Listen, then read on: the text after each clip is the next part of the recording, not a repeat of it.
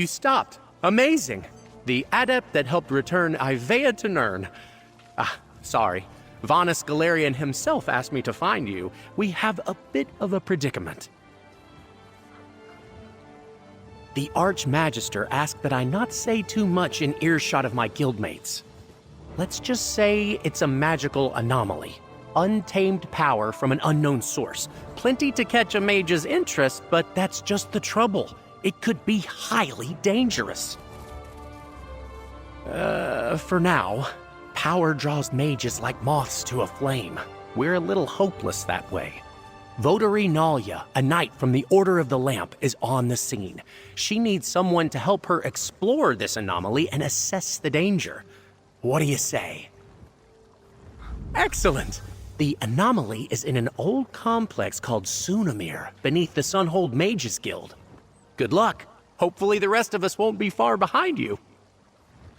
Take my word for it, she's one of our best. Professional, highly focused, a tad overworked, maybe. Some say knights in the Order of the Lamp are just failed mages. Those people haven't met Nalia. She's got an incredible aptitude for portal magic. Taught me everything I know. She'd have made a fine adept if she didn't love that sword so much. At least, I think she loves it. She's hard to read these days. Very focused on work, like I said. They fill many roles, often acting as bodyguards for powerful members or guardians of ancient magics. There aren't many knights in the Order, especially compared to the number of mages in the guild. The standard for knights inducted into the Order soar higher than Kapora Tower. We don't just take anyone who can swing a blade, especially these days. Well, rumor is that Archmagister Vanus formed the Order to lend legitimacy to the Mages Guild back when it was founded. That's not really a problem anymore. The knights are brave, skilled, and true. But the Order doesn't have much clout these days. Don't let Nalia hear you say that, but yes. Votaries of the Order of the Lamp are a rare sight in Tamriel these days, and likely to get rarer as the years roll on. Take my word for it, she's one of our best. Professional, other knights throw around honorifics like Sir and Dame. It's like that, a way for members to distinguish themselves. It speaks to their vows to the Order and to their role as a light to defend the guild. Precious little, I'm afraid. They broke through an old wall to get at it. Votary Nalia can fill you in on the details, but I heard one of the other knights mention it's old, deep magic. Makes sense, given the age of Sunamir. No, Sunamir predates the founding of the Mages Guild by, 1,000 years or so. It's an ancient library, I think. Lots of dusty tomes and some esoteric stories from all across Tamriel. Nalia and the others are inside. Stay safe in there.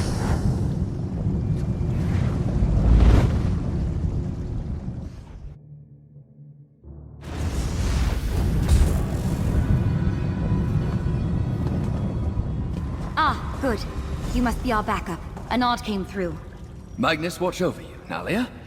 We'll keep watch out here. Right. Lead the way, traveler. The door just down the hall here.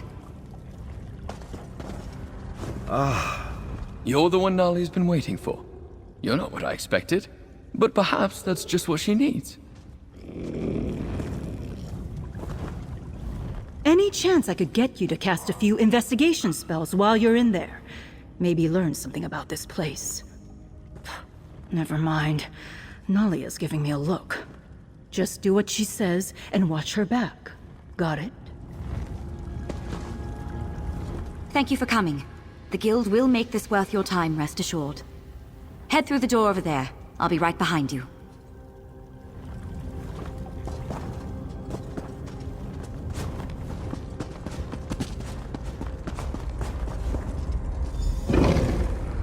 Mind your step. This place is a bit of a mess thanks to that portal. Now that we have a moment, allow me to introduce myself. Nalia, Votary Knight in the Order of the Lamp. I know of your impressive work for the guild, of course. It's a pleasure to make your acquaintance. Ernard briefed you on our situation? That's exactly right. I'm quite proficient with portals, you see. This was my first time patrolling here in Sunamir, filling in for a friend. I sensed a portal through the wall back there, and when we broke through... well... I mean, I tried. There used to be a lot more wall back there. The portal didn't like me trying to go through one bit. Raw magical energy came bursting out. I'm just lucky I wasn't scraped up too bad. This portal is old magic, keyed to require 2 people to enter at the same time. I think. That's where you come in. I'll see if I can stabilize it, then we go through together. Do you have any questions before we head in? Fair enough. I'll answer what I can. What would you like to know? I'm good with portal magic. Really good. But I'm self-taught. I can't really put it into words like one of the adepts might. I've made and examined a lot of portals. This one is odd. Unique. A door with 2 keyholes waiting since the First Era. No. But I can tell you it doesn't lead to a Daedric realm. At least we've got that going for us. The other side is shrouded, but it's somewhere on Nirn. Maybe some kind of lingering lost magic from the First Era. Sunamir? We're in Somerset, deep under the Mages Guild in Sunhold. There's a few ways inside, so the guild has us patrol every so often, just to make sure no cultists or tome thieves got in. It's not, really. The place was donated to the guild sometime around its founding. The oldest books found here were from the early middle of the First Era. Shame they weren't kept in better condition. A lot of these books have been lost to time. Each knight takes a solemn vow to protect the Mages Guild, its members, and its goals. When we're available, we also go in first to deal with situations like this, trying to assess the unknown before letting the adepts get their hands dirty. There aren't many votaries in the Order right now, part of why I joined up. I tried the adept's life before that.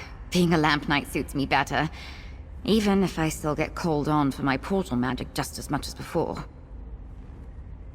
If we were still on patrol, I'd be perfectly comfortable with Laren and Julian at my side, but we have no idea what's beyond that portal. One of the nice parts of being in a guild is you can call in backup. That's you. Here we go.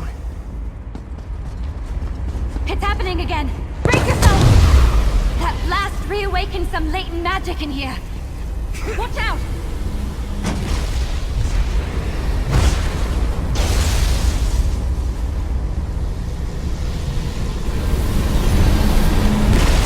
Lots of old notes down here.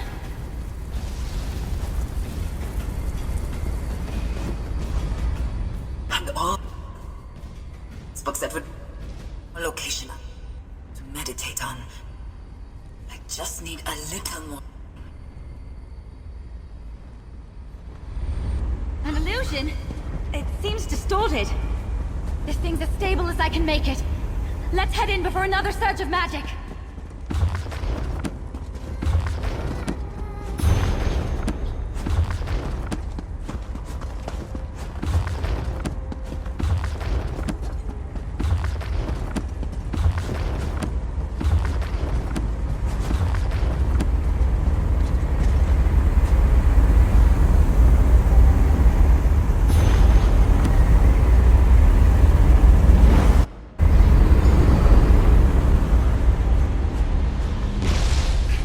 To know I was right about the portal.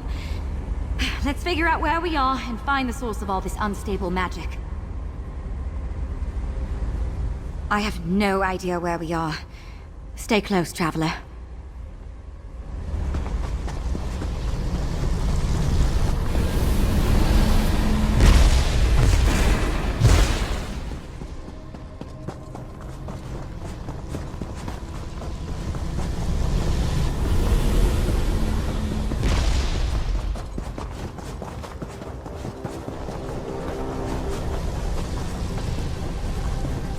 This architecture is elven. We must still be near Somerset.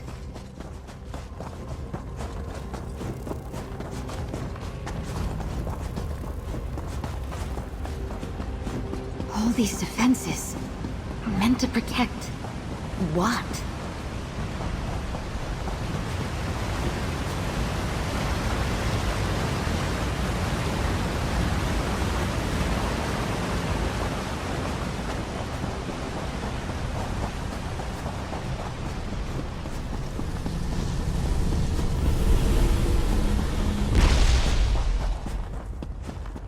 Feel that surge of magic? We're getting close.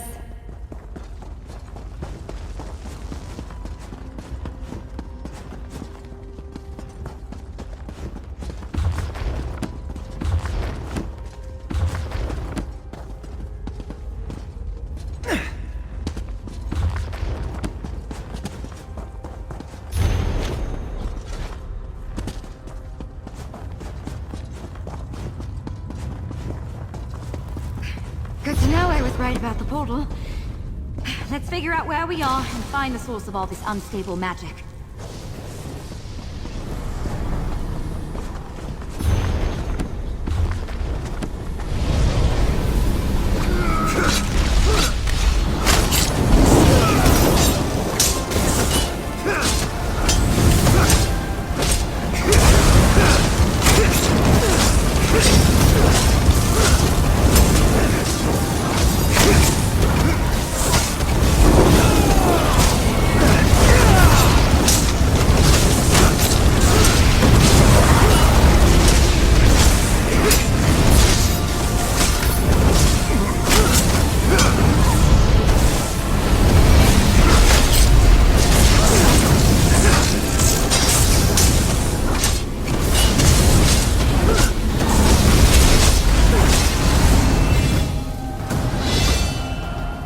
An opportunity for erudition.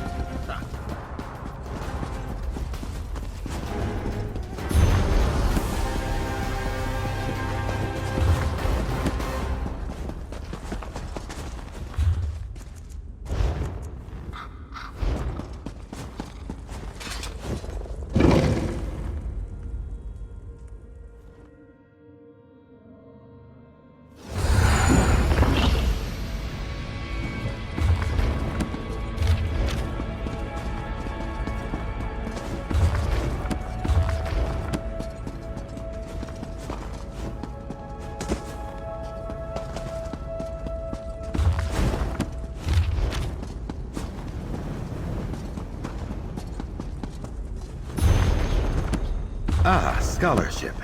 I can smell it from here. Whatever's causing this, I think it's in the next room. Come on!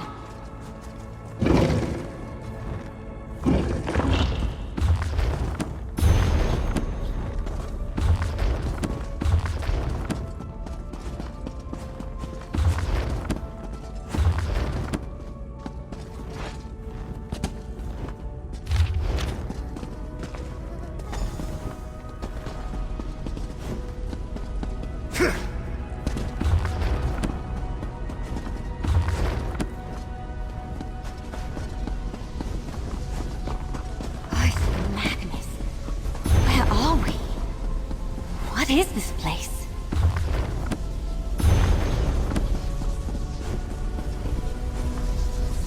This place is incredible. We'll have to explore when we're not in mortal danger. All this unstable magic seems to be flowing from those doors to the altar. Ah, see? You took the words right out of my mouth. Close the doors if you can. I'll see what I can do to stabilize the focusing crystal on the altar. I'll handle things here. Shut those doors.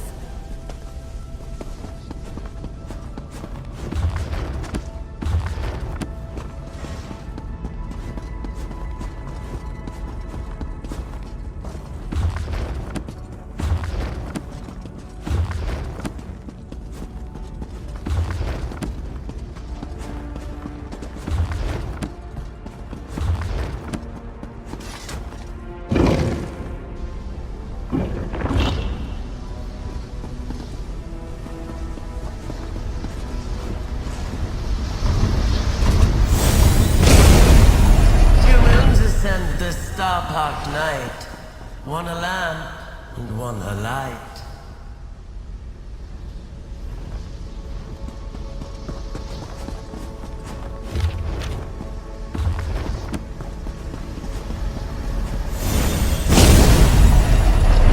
Hello? Oh no, is someone there?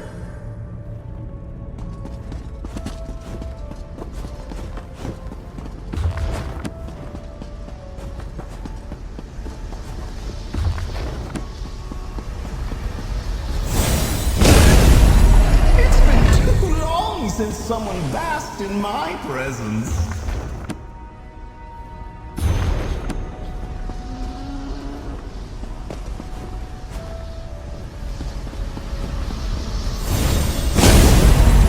You have the strength to seek me out.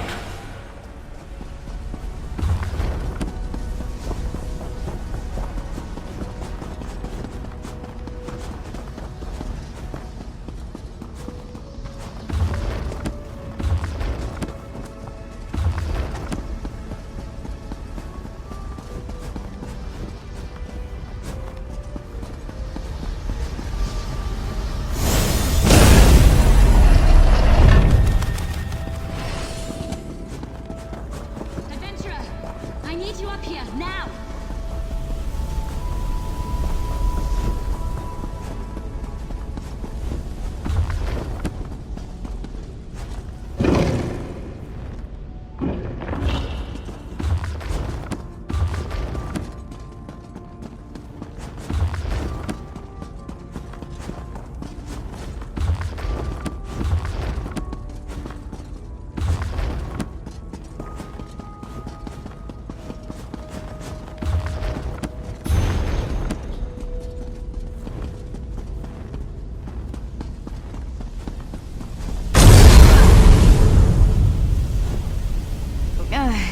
That wasn't the best idea I've ever had. Meddlers! Thieves! What have you done to my altar? We were just trying to calm things down. Who in oblivion are you? This is a fine way to wake after centuries of restless slumber. Did she send you? You're not at all what I was promised. It wasn't enough to break in, you had to smash the altar too. You may call me the Crow. This is the Scalarium and... I see now. She didn't send you. If she had, your knight wouldn't have smashed the altar's focusing crystal. I suppose, if you meant true harm, you could have done much worse. We'll need a new crystal to act as a focus for the altar. Procure one and... pin feathers. I suppose it's the only way. We'll have to try.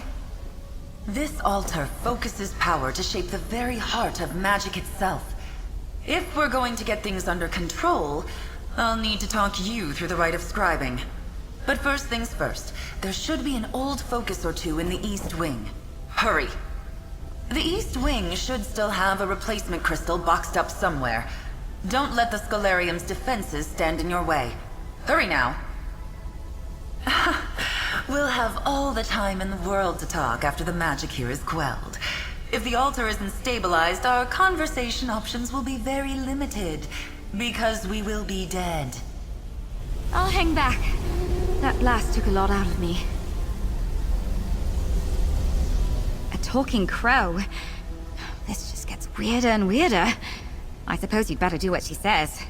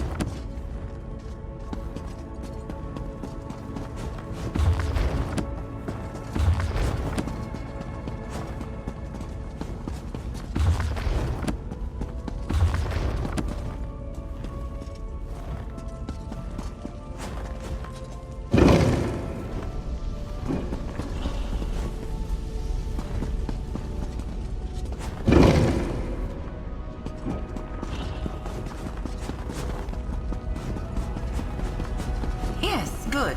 Bring the crystal to the altar. Place it in the empty locus. If we are to quell this magic, we must focus it into a new creation. Place your hands on the altar. This is the scribing altar. Make this grimoire your own.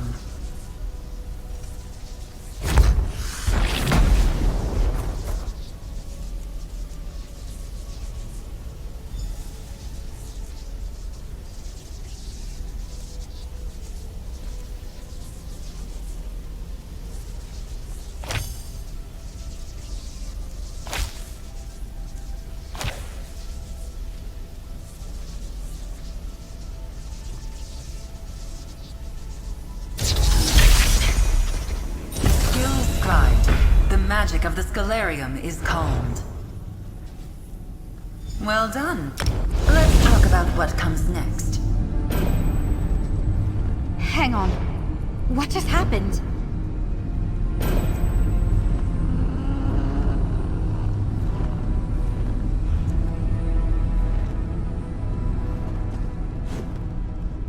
It's done.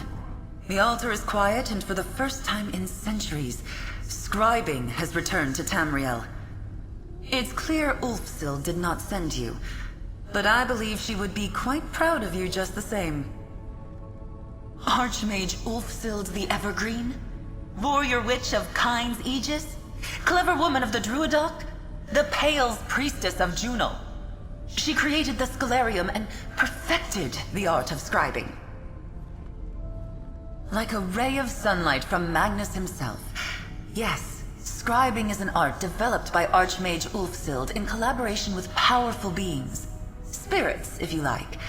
They are called the Luminaries of Magic, and you, adventurer, are going to seek them out. To inherit Ulfsild's legacy, to make your mark on spellcraft itself. The Luminaries wait beyond these beautiful sealed doors.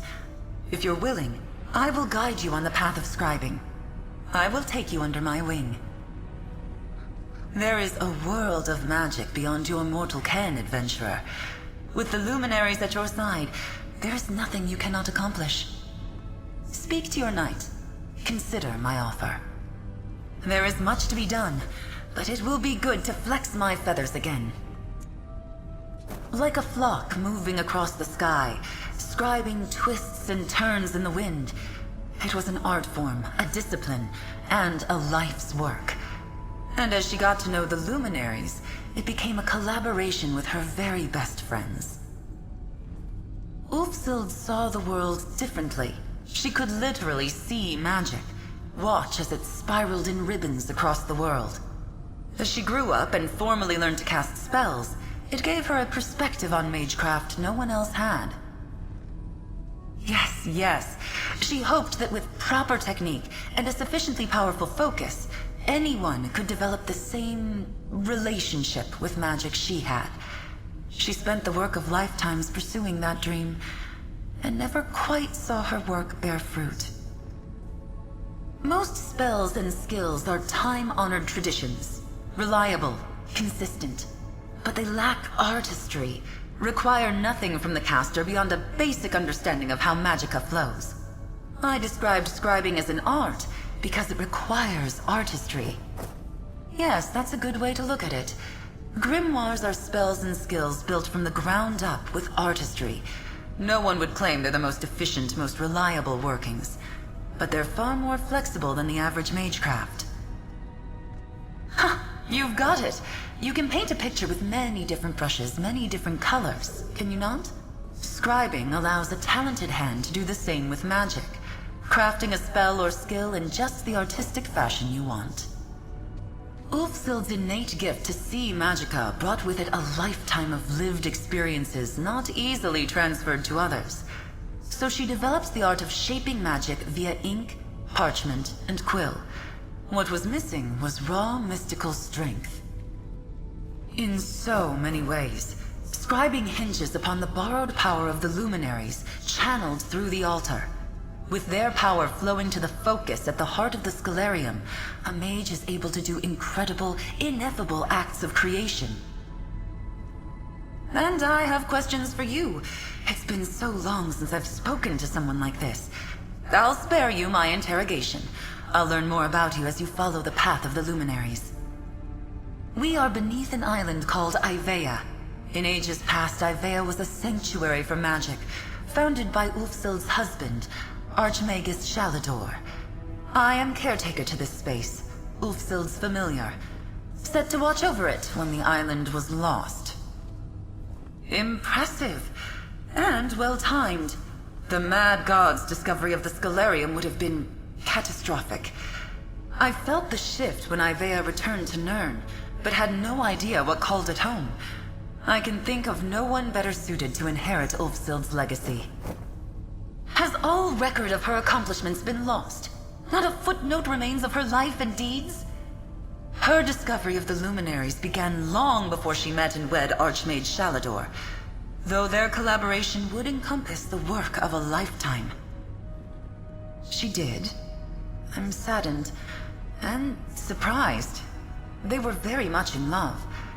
They always knew they would not see the end together, but I doubt either of them expected things would end like that. Shalador was one of the greatest mages to walk the face of Nirn. He planned to live until the Aedra themselves wrested him from this world. But Ulfsild didn't want to live forever. She wanted to leave behind a legacy. Now, thanks to you, she will. They are beings of pure magic, hence their name. Utterly unique, like beams of light emanating from the face of Magnus himself. Each has chosen a shape that suits their personality, following goals and interests entirely of their own choosing.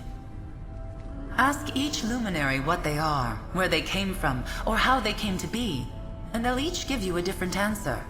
My suggestion is that you meet them, learn all you can, and decide the answer to that question for yourself.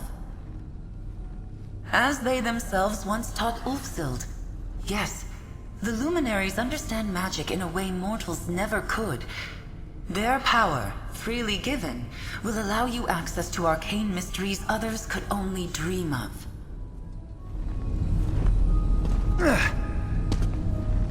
I've been a knight in the Order for years, Traveler, and I've never heard of anything like this. A lost art of shaping magic, an ancient library, and these luminaries. This is incredible. Hopefully you'll learn exactly what a luminary is while you're at it. I'm lucky you were here, Traveler. My magic is so specialized. With that altar, who knows what else you'll learn to do? What sort of spells and skills you'll create? Well, I need to report in. Tell the head of my order what's happened and get guidance from the Archmagister. If you're asking my advice, why not stay here? Talk more with the Crow and see if you can start to walk this path she mentioned. A patrol to last a lifetime. I brought you in to help with an unstable portal, and look at everything we've done. Explored an ancient library, met a talking crow, and apparently revived an ancient form of magic. Can't wait to see what happens next. I have no idea how I'm going to explain this to the head of my order. This will be a long and entertaining conversation. In the meantime, you have a feathered scholar to speak with. You passed some of my trusted associates when we entered Sunamir. I want them tasked to investigate and catalog what we find. In the meantime, you're our resident expert on scribing. You need to learn everything you can. You couldn't be more right. What are the luminaries? How do they relate to this lost art of scribing? We have more questions than answers. Luckily, we also have you. Give the Crow my regards, Traveler. I'm a touch nervous to bring this to the Votary Commander and Archmage Galarian. This is going to come as quite a surprise. And those two hate surprises. I'll be fine. Probably. Of course. We really jumped into the boggy end of the swamp together, didn't we? Answering a few questions is the least I can do for the world's foremost expert on scribing. My plan is to bring in Ernard, who opened the portal for you, as well as Laren and Julian. You passed them back in Sunamir. And Chronicler Ferandil. He'll be invaluable here and can keep the other three in line. Votary Laren and I have gotten each other out of more scrapes than I can count. Julian is sour as a plum, but she's one of the smartest people I know. And Enard doesn't look like much, but he cuts through guild politics like a spell-forged blade. Ferandil is... well, he's not much fun at parties. But put him in front of a stack of moldy old tomes and he'll have them organized, catalogued, and analyzed faster than you can say Eye of Magnus 3 times fast. Oh, me? Not much to tell, really. I grew up in a guild family. My mother was an adept, and my father was a researcher back in Eldenroot. I started off sort of following in the family business, but most magic just kind of eludes me. Yeah, swords always made more sense to me than spells. Portals and I get along great, something about how they come together, like a good riddle. But most magic and I just don't get along, much to my father's chagrin. Each knight takes a solemn vow to protect the Mages Guild, its members, and its goals. When we're available, we also go in first to deal with situations like this, trying to assess the unknown before letting the adepts get their hands dirty. There aren't many votaries in the Order right now, part of why I joined up. I tried the adept's life before that. Being a lamp knight suits me better, even if I still get called on for my portal magic just as much as before.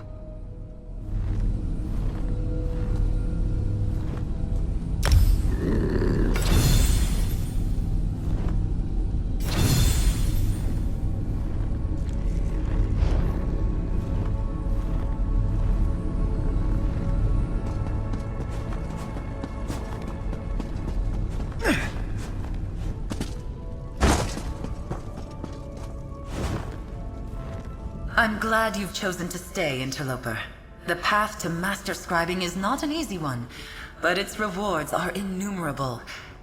Your knight appears to be leaving. Did I ruffle her feathers with my cause? A guild of mages? Fascinating, but a topic for another conversation. Let's stay focused. Ulfsild prepared for the day that someone would follow in her footsteps. She left behind resources, notes, and information for her eventual inheritor. What I want is immaterial. The luminaries will dictate your future as a scriber of grimoires, an editor of spells. That said, I am Ulfsild's familiar. I can guide your early steps, get you flying in the right direction. Where you perch is up to you. Ulfsild left a number of echoes, instructional illusions, scattered throughout the library. Their aim is to guide you through the process of contacting the luminaries, making allies of them once again. There's one just behind you. See for yourself. The echo at the base of the altar is just one of many. Much of the Scalarium's knowledge has been lost to time. But if Magnus wills it, Ulfsild's preparations should be enough to see us through. Fly back to me when you have followed Ulfsild's instructions.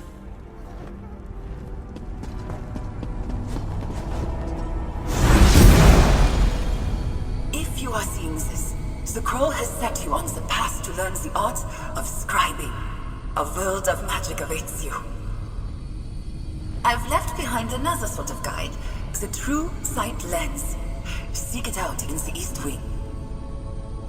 The lens and the fables are signposts to seek the luminaries, and they will teach you far more than I ever could.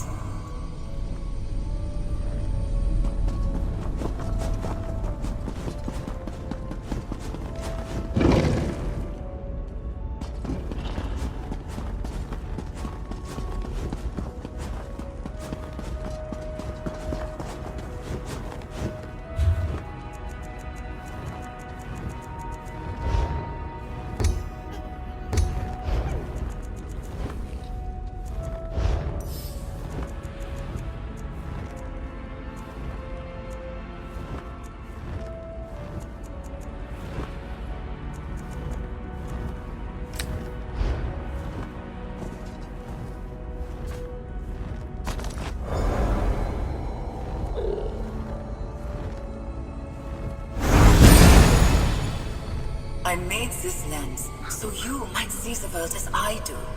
The very warp and weft of magic laid out before me.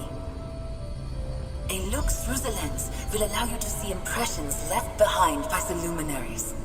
Follow these signposts, and you will find their domains.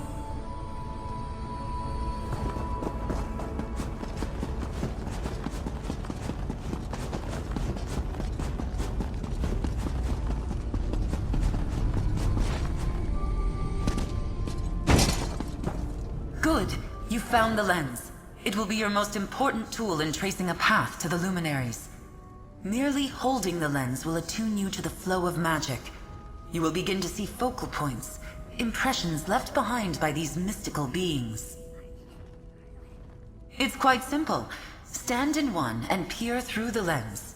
Hidden magics in many forms will be revealed to you. Doors, glyphs, even secrets layered within tomes. But here, enough talk. Let's begin. Gather your feathers about you. Nearby you will see a focal point and the fable of the Indrik. Read the book, then step into the focal point. Peer through the lens, and you'll see the tome in an all-new light. Ulfsild's secrets are all around us. You need only know where to look. Read the fable of the Indrik, then use the lens and re-examine the tome. You'll see what I mean. Ulfsild created the True Sight lens as she developed the art of scribing. From a young age, she could see magic in a way few others could. This intuitive understanding of magic was what led her to the luminaries, and inspired scribing itself. Seeing and understanding are two different things, interloper. The lens was a tool, a high branch to give her a bird's-eye view of impressions left behind by the luminaries. From a very young age, Archmage Ulfsild found she could see the current of magic as it flowed across Nirn. Faintly at times, more strongly in others. A rare and precious gift, one granted by Magnus himself, no doubt.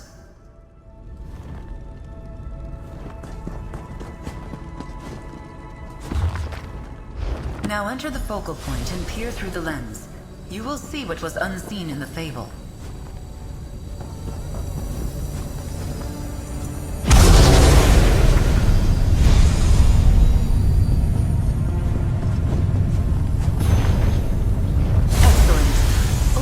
Annotations will tell you where you need to go. You've seen the hidden annotations then, and you know where you are going? You should be able to follow those annotations in sequence, leading you from location to location. Just like the hunter in the fable, you seek the Indrik now. Let Ulfsild be your guide. As this is your first time, I will accompany you into the field. Not everything you need to know is on the page.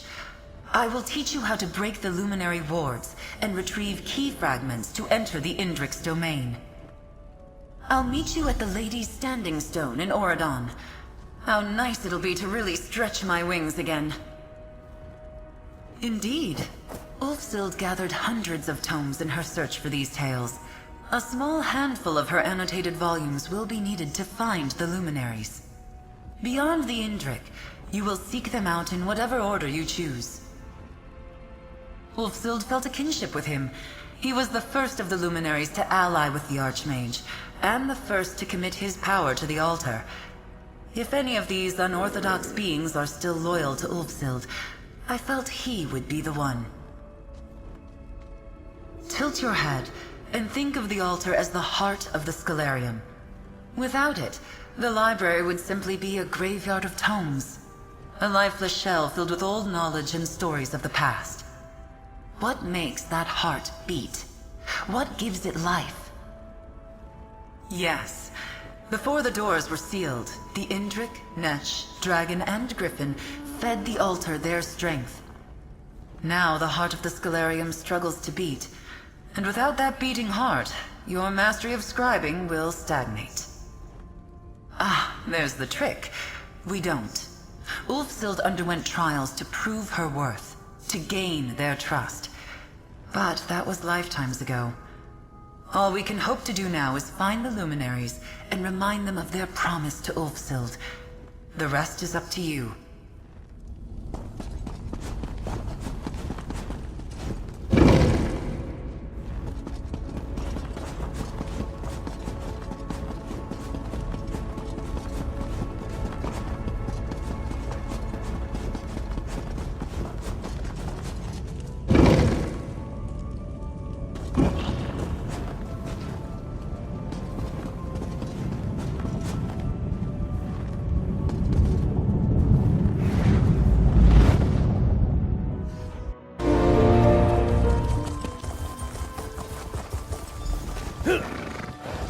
Here we are, where the fabled chase began.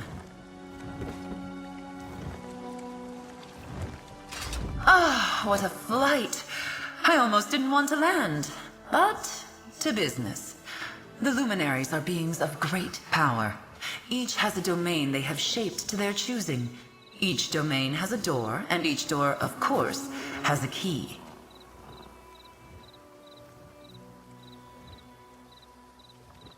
As I said in the library, let the fable be your guide. We are here at the Lady, the first annotated location in the fable. Just as you did back at the Scholarium, peer through the true sight lens within a focal point. Magic wards left behind by the Indrik. A trio of these wards hide a fragment of his key. Once revealed, these wards can be dispelled from a distance. Clear them all, and the key fragment will be revealed. Don't worry, I'll help you find it. If the luminaries share one trait, it's a love of a challenge overcome. Yes, you'll need to gather 3 key fragments to open the Indrik's door. Let's begin. And remember, if you lose your sight, there will always be more focal points at hand. Peer through the lens, reveal the wards, and claim the key fragment. This may seem a small step, but an incredible path waits before you. Indeed. Ulfsild gathered hundreds of tomes in her search for these tales. A small handful of her annotated volumes will be needed to find the luminaries. Beyond the Indrik, you will seek them out in whatever order you choose. Ulfsild felt a kinship with him. He was the first of the luminaries to ally with the Archmage, and the first to commit his power to the altar. If any of these unorthodox beings are still loyal to Ulfsild, I felt he would be the one. Tilt your head and think of the altar as the heart of the Scholarium. Without it, the library would simply be a graveyard of tomes. A lifeless shell filled with old knowledge and stories of the past. What makes that heart beat? What gives it life? Yes.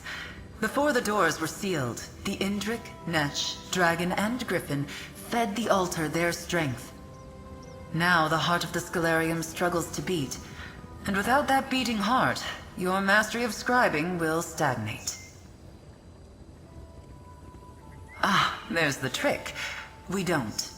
Ulfsild underwent trials to prove her worth, to gain their trust. But that was lifetimes ago.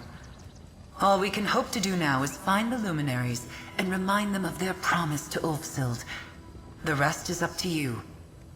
I'm not sure I can give you a simple answer to that question. Perhaps some of the luminaries can give you their perspective.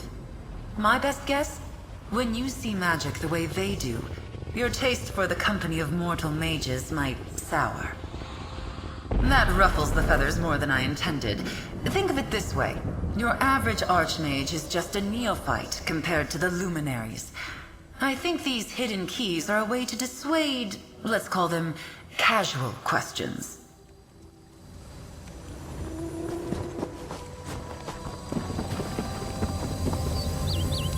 The lens was turned the way Ulfsild saw it. Shades of how the luminaries see it. Now, find the wards.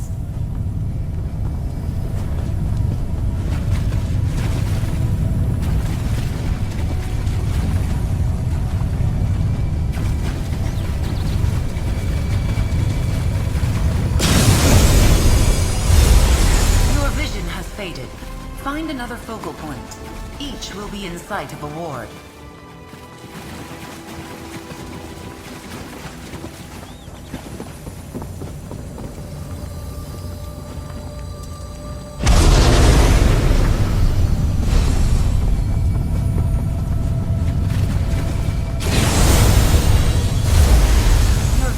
Faded once more. Find another focal point. Peer through the lens and break the wards to find the key fragment.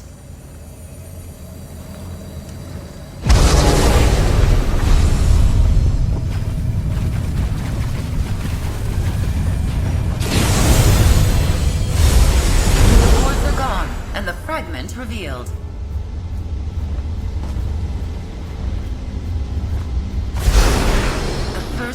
fragment is yours. Well done. You've taken to this well. Your early steps to master scribing. But from here I must take my leave. Return to the Scalarium. Ulfsild, I believe, wanted her inheritor to walk this path alone. Just as you did here, use the fable to find your way. Dispel the wards, and with key in hand, you should be able to open the door and meet the luminary Indrik face to face. He will likely ask you to prove yourself worthy of his power. I have a good feeling about you, interloper. Altar breaker. I have faith you can do it. Magnus guide you on your journey, and I'll see you back at the Scalarium. Just remember, you can always reference the Fable of the Indrik from your bag. Ulfsild's annotations will guide you on your journey. Find the wards, obtain the fragments, and soon you shall meet your first luminary of magic. Just remember, in your quest to meet other luminaries, I will not be around to act as a guide. The next set of wards lie within the ruins of Omdil. The third are on the eastern island of Buranim. Ulfsild's annotations make that clear. It lies on an island off the southwest coast of Oradon, atop a rise that now features a lighthouse beacon. You'll find it, interloper, just as Ulfsild did, all those years ago.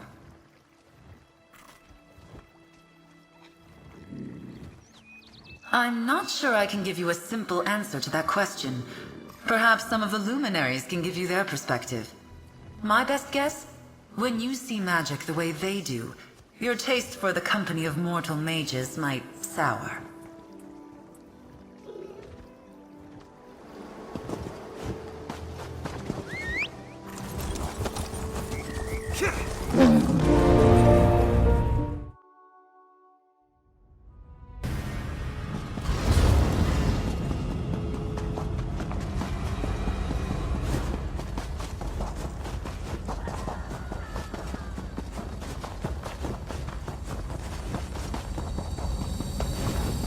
Excellent.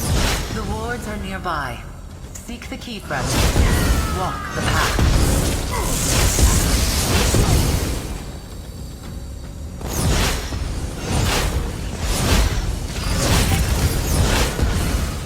Hostilities ended. Now, to relax. I feel feisty!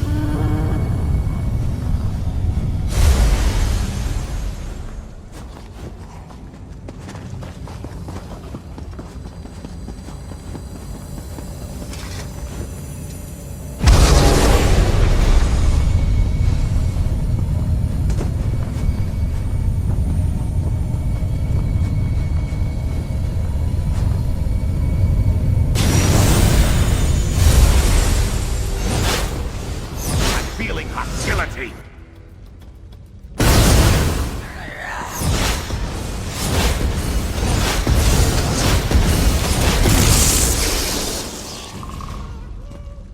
You're oozing magicka there. Top up!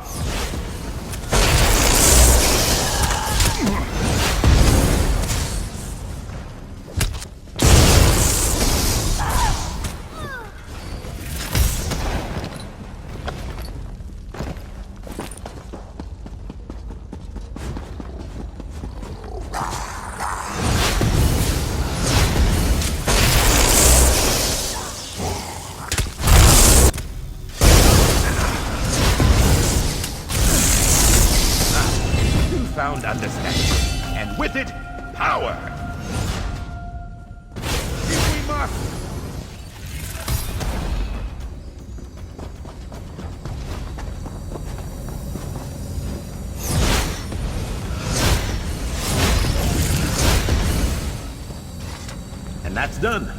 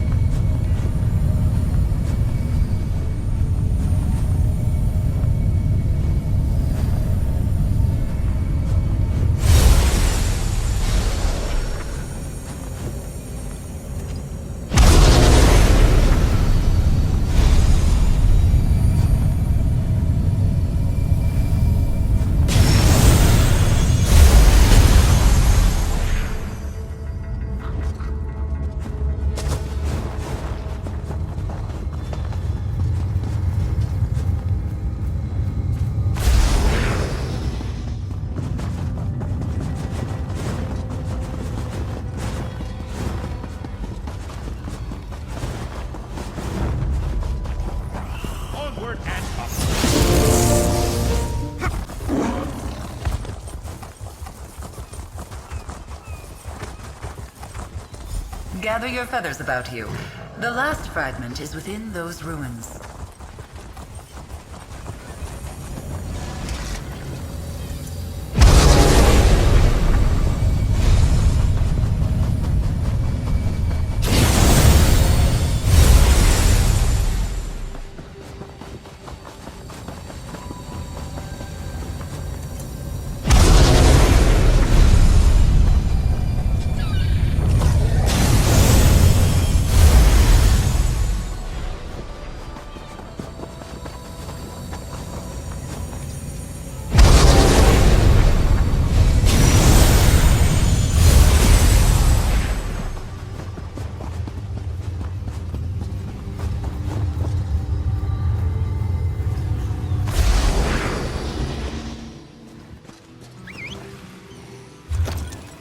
We can't take a portal?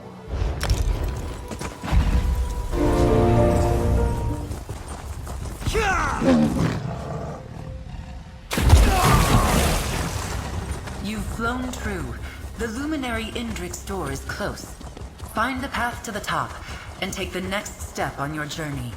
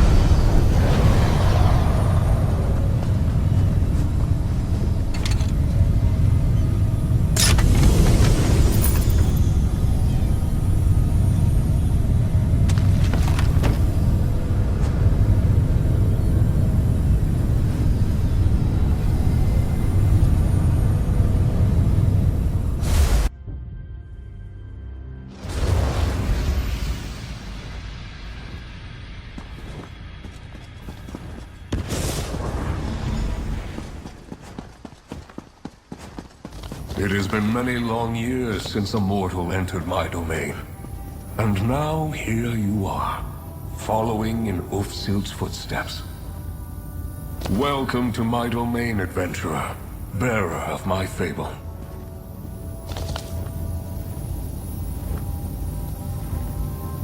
I sense the power of the Scholarium within you.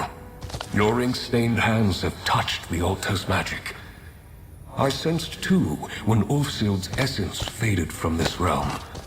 After all these years, do you hope to be her inheritor? I sense potential. You hunger for power, much as Ulfsild did when she sought me out all those years ago.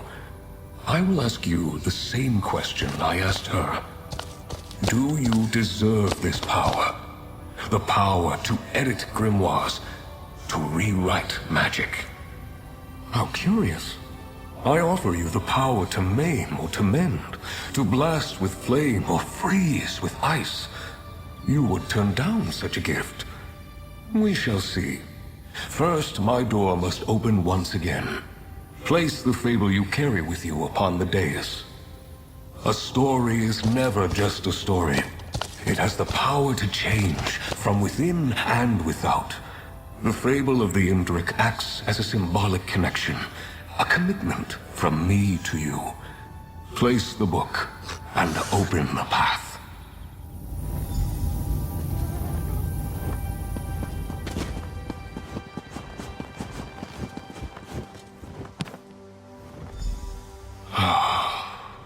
It's good to taste the ink of the Scholarium upon the air again. Power can mean many things. Its meaning may change with each new day, each turn of the season. Ulfsild learned this hard lesson when the Scholarium slipped away. If I am to teach you as I taught her, I must learn what power means to you. A scroll nearby details a series of challenges, expressions of power, both subtle and not. Choose two to complete, that I might know what power means to you. You do not know me yet, but I am no taskmaster. Power expressed against one's will is no power at all.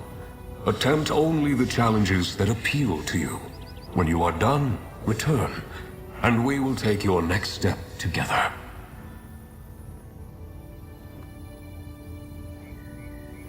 Rest easy. I would not set you to task without cause. There is method to my mindset. In the meantime, you have many questions. Mortals always do.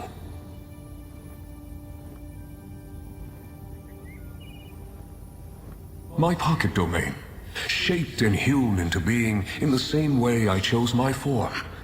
I find it a pleasant respite from the larger world. Other luminary domains may have been formed with different goals. Indeed, each of us formed a pocket realm as we were born. None of us could answer the question of why, if that has risen to the top of your mind. Each of us has an opinion, of course, but that's also in our very nature, it would seem. I think we are very alone, each of us. And Aetherius, in its wisdom, did not wish us to be both alone and wandering. This sense of isolation is something we each grapple with in our own way, as did Ulfsild, of course. Of course. The noble beast whose shape I chose felt right at home among these falling petals and verdant greens. When I need a moment's peace, or to rid my mind of stray thoughts, I'm grateful that this was the space that formed around me. Only partially. Scribing, even in its earliest incarnations, seemed destined to use a luminary's power. It was Ulfsild's idea to bind my domain to the Scholarium, which in turn led to great achievements and those beautiful doors. In Ulfsild's time, yes, it did. The strength of the luminaries, channeled into the very heart of the scribing altar, allowed for incredible feats. And may do so again, depending on how you fare. I would be disappointed if you did not. Scribing is an art esoteric, translating the very stuff of magic into mortal hands by luminary liaison. There's much you do not understand. Yet. To consider the meaning of power. Every being alive thinks they understand it. But how to gain power, or what power to gain, is not the crucial question. How should power be used? That is what drives me. Gladiators in a ring, the unquiet dead, a Daedric incursion, overlords reigning in the depths. They all possess the means to destroy, to control. I encourage you to see that power firsthand, and consider how you yourself would use it. The act of scribing is really quite simple. You focus your will, put ink to parchment, and scrawl your soul upon the page. You change the magic, and the magic changes you. Focus your intent, and fire becomes frost. Venom becomes shock. That was Ulfsild's choice. She spoke to other scholars of her time, her husband, her friends. But scribing was a path she walked alone. It was a choice I believe she came to regret in the end. If magic is a river, we are eddies in the current. We are not masters of the river, but we are a part of it. The river is us. We are the river. Each of us awakened in a different manner, time, and place. I am the oldest to choose my form, I believe. Why are you the way that you are? Why do you have smooth skin, 2 eyes, and walk upon 2 legs? You are what you were born to be, and I am the same. I was able to choose my shape, but there was no other shape I could have been.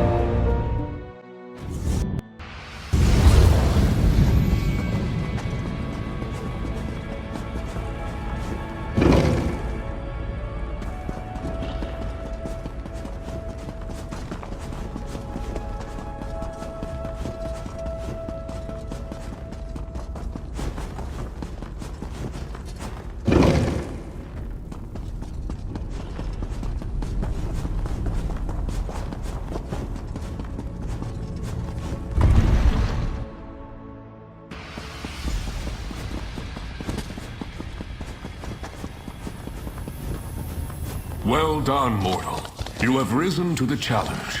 One task remains. If I am to lend you my strength, you must lend me yours. Power for power. A wrong righted, and another step on the path. My own. One day, as I enjoyed the sun upon my pelt, I beheld a hunter tracking an Indrik and her fawn. The hunter moved in to claim their prize, and the hind perished. The fawn leapt for freedom, and the hunter gave chase. I stepped in. I imbued the fawn with a wisp of my power, but in acting with haste, I acted unwisely. My power protected the fawn, true enough, but it gathered the hunter in its wake. Now predator and prey are trapped in a chase unending. I granted my power to a being that did not ask for it, and did not know how to use it. The height of arrogance. A vice I have been accused of on occasion. Use the lens, find their trail, and release these poor souls from my power without focus. seek the fawn and the hunter in a southern Auridon cavern. Del's Claim, I believe it is called today.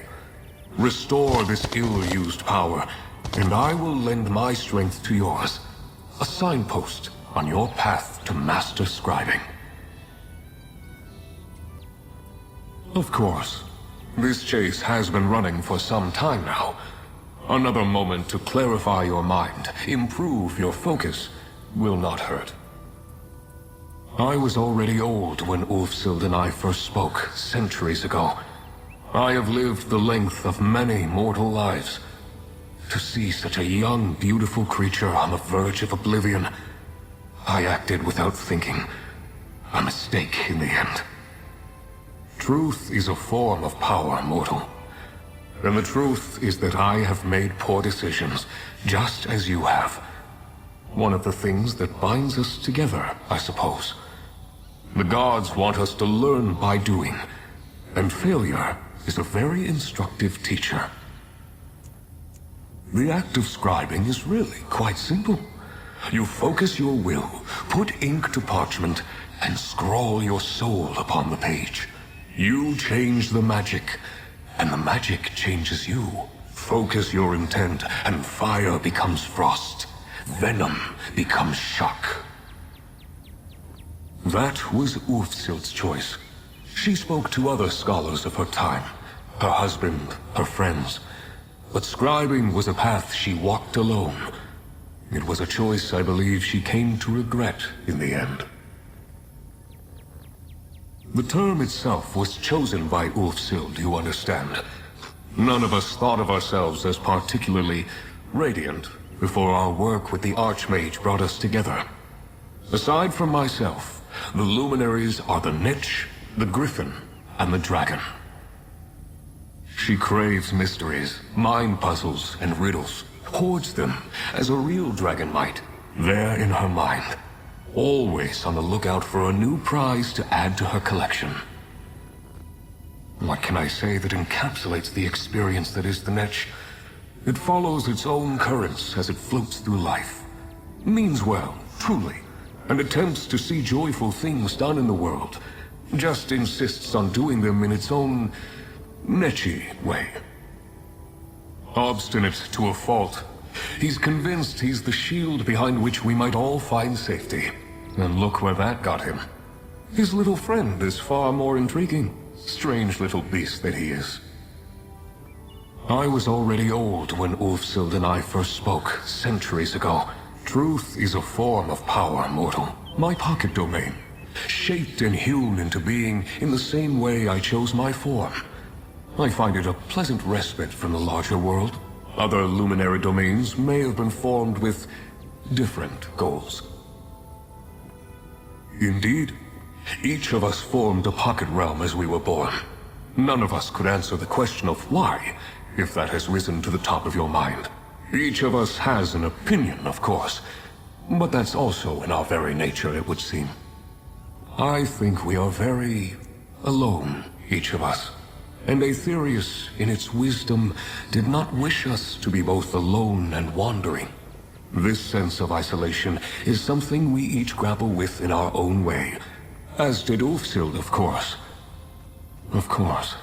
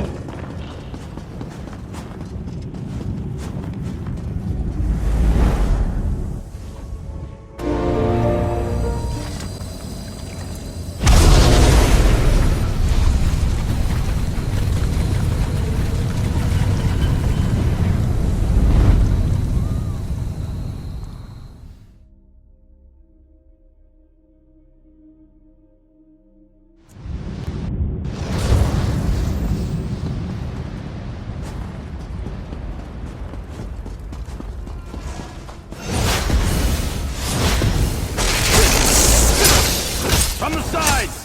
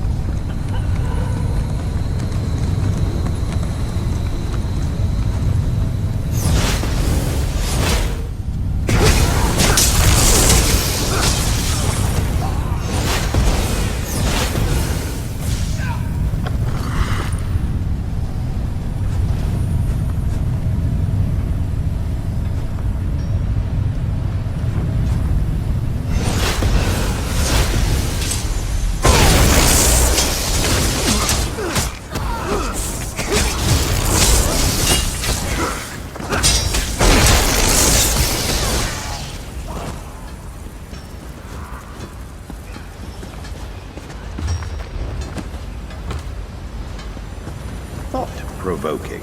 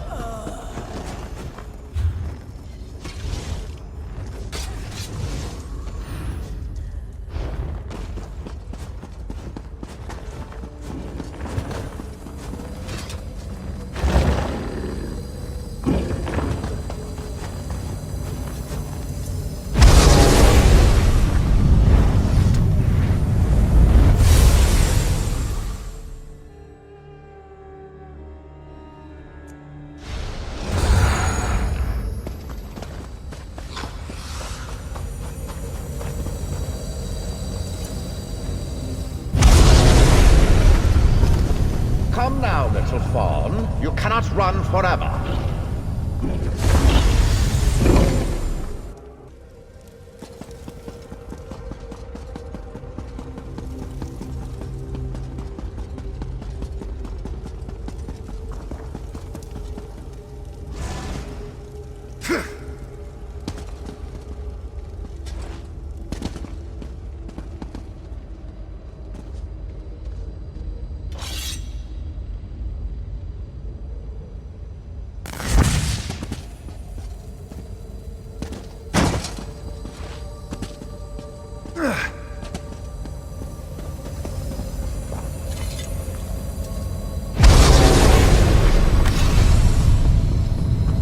quarry can escape me.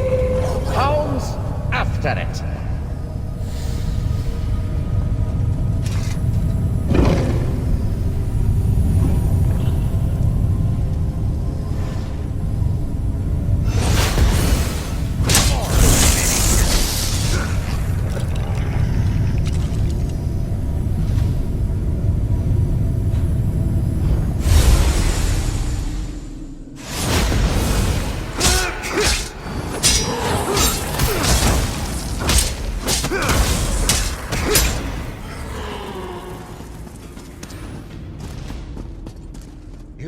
Quite the challenge, little fawn.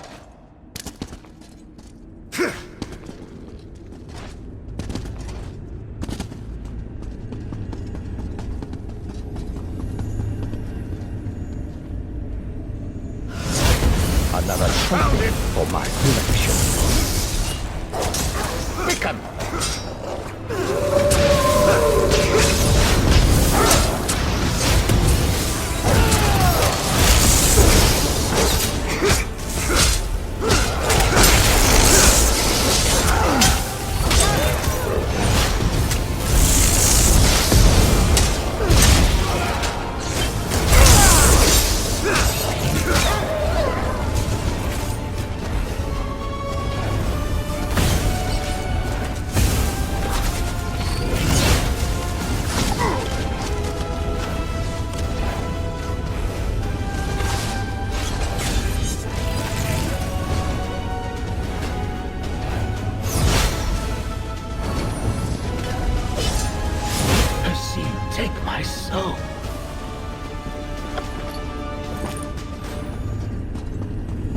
Just as I said, my power overwhelms the fawn.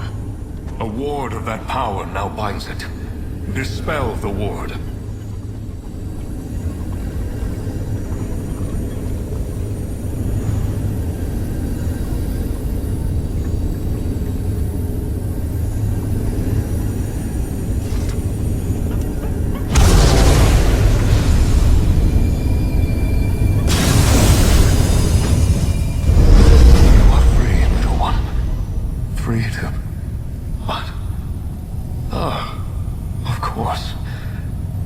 Return with us if you wish. I will see both of you in my domain then. I will grant my promised power to the one that sought it, and offer safe harbor to the one that did not.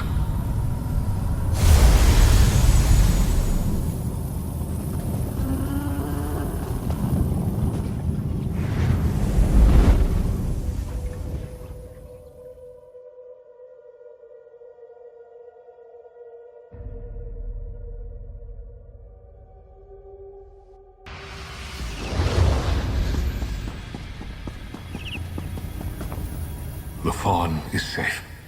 My strength returned. And you have had a moment, I hope, to reflect on power and its wise application. Now, as with Ulfsil before you, I offer you the sigil of the Indrik.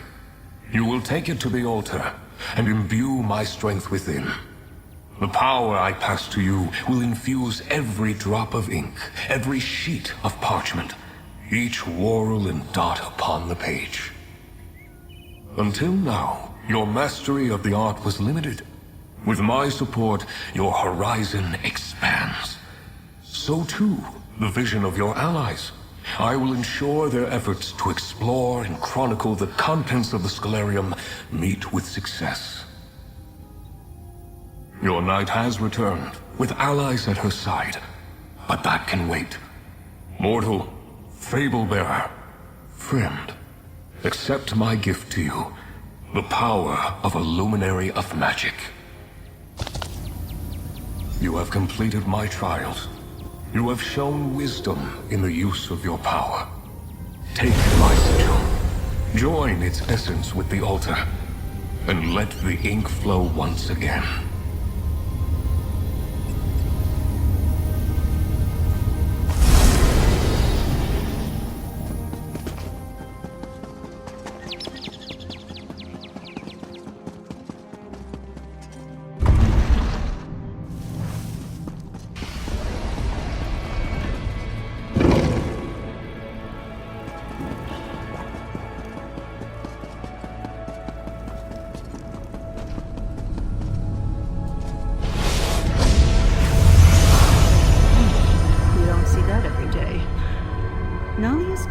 hear about this. Good to see you again. Not the You'll first... find her over in the East Wing with our newest arrival.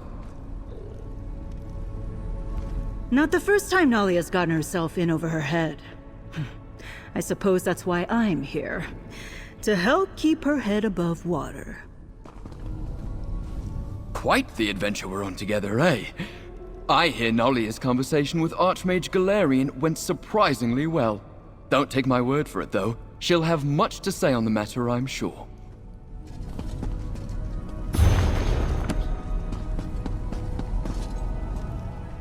This is all so exciting. I can barely keep myself from spreading it around the rest of the guild.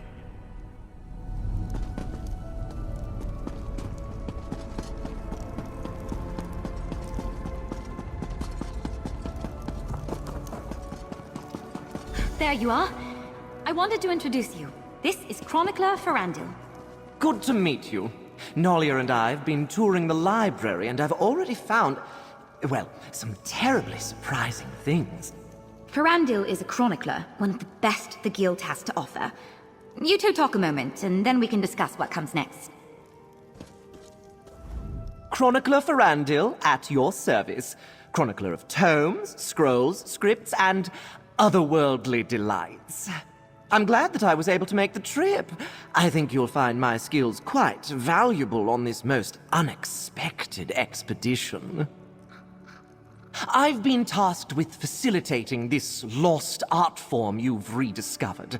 Scribing. How novel. As I understand it, you will be contacting and convincing these luminary creatures, empowering the altar and all that. I'll scour the complex for grimoires and scripts. I've already found quite a few, aided, perhaps, by that... what's his name? Indrik chap. I've never been led by a faun to a trove of ancient secrets before, but it was an exciting experience. Don't worry, I will do my very, very best to ensure I have what you're looking for. I take my role as chronicler for this expedition quite seriously. But of course you do. Ask away, my new friend. Happy to help in any way I can. I believe so, yes. I have a good imagination. You can ask anyone. But I can think of few other reasons for an Indrik faun to be traipsing about the depths of an ancient library carved from a Somerset island. I most certainly hope so. This place is massive, and any assistance they might put forward would be deeply appreciated. You can tell them that Chronicler Ferandil said so when you speak to them. In the Great Mages Guild hierarchy, it's a bit of an informal title. It's passed around by a few adepts, like myself, with a penchant for the identification and illumination of ancient secrets. Isn't it beautiful down here? Just exquisite chisel work on the walls. When the votary here described this place, well, I just had to come along. And I'm so very glad I did. It's good to be back. I know it took some time to get us all down here. Apologies. Archmage Galarian and the Votary Commander needed significant convincing to turn this into a full-fledged expedition. How did it go with the Crow? You just continue to impress again and again. With the luminary strength added to the altar, who knows what you'll be able to accomplish?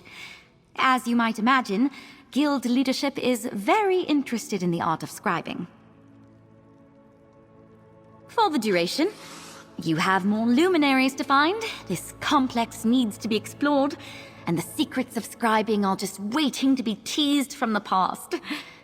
What about you, friend? This expedition would be nothing without you. Magnus be praised.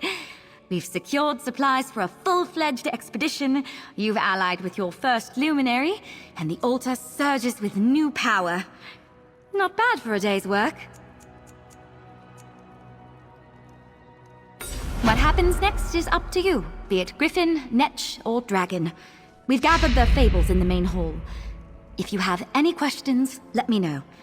Except for what's beyond the unmarked door. We do not. Julian and I have already begun speculating, based on some early hints. Our best guess? It's Ulfsild's private study. But I suppose we'll find out, won't we? I did, and she was a bit cryptic. I mean, especially cryptic. Sometimes it's hard to tell with a magical talking crow, but she seemed like she didn't want to talk about it. You mean Ferandil? I reached out to him while I was waiting for the Votary Commander to decide what she wanted me to do. I've worked with him in the past, and he's unusual, but he's the best at what he does. Absolutely.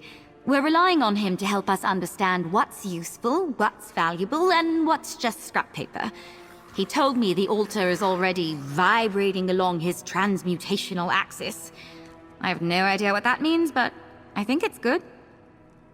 Ferandil has this way of getting his hands on things you wouldn't expect. Like, he's got a sixth sense about ancient relics and magic. Basically, he's a treasure hunter and merchant, but he's extremely reliable.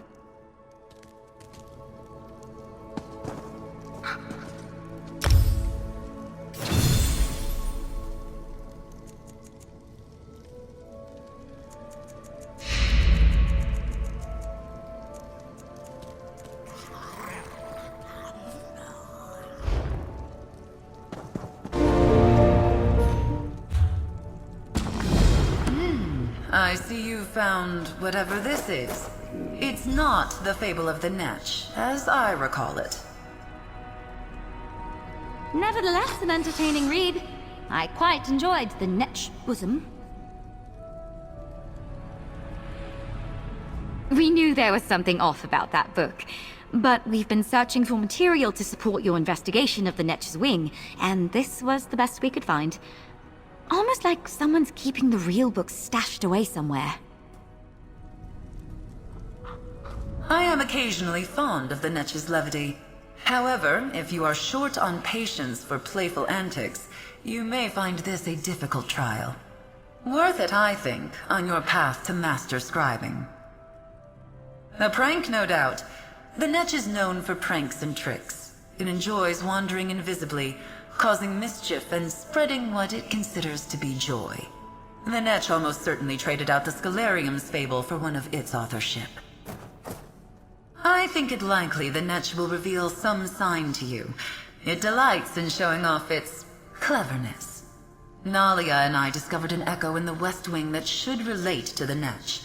I'm sure whatever you learn there will be most instructive. I hope nothing else has been tampered with. There's already so much wrong in the Scalarium. So much that didn't stand the test of time. A vain, jovial, and generous being. It approaches life's solemn moments as an opportunity for new ways to demonstrate its wit and whimsy. The Netch and Ulfsild got along famously well, but I find it to be a little much.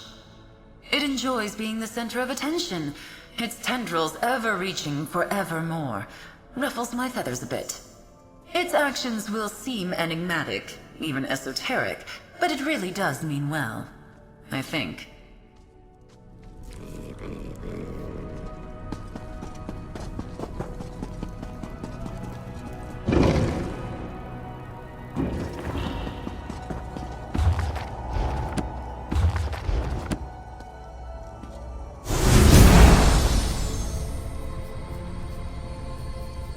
What in Ifre's name?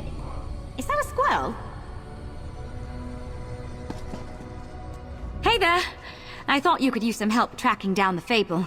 It seems like this Netch has a very distinct sense of humor. I'm willing to play along for now if you are. The Netch is a trickster, but it's also proud of its wit. Getting the upper hand with someone like that is simple. Flatter them. Reminds me of a Covenant knight I once met who tried all night to get my attention. But that's a story for another day. I think we do just as they did in the fable. Here, allow me. Oh, great and glorious Netch! Your cleverness exceeds us! We beseech your aid in finding your true fable. Guide us to your netchy bosom. Make our lofty dreams come true. I think it worked. Quick, follow them!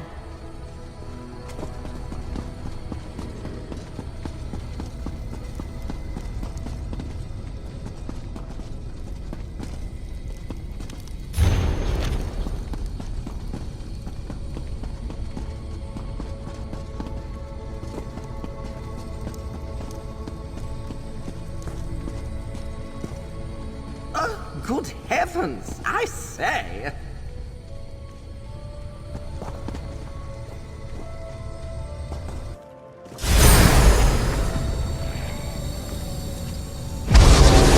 Ah, you found it! The true fable! Not as good as my version, of course.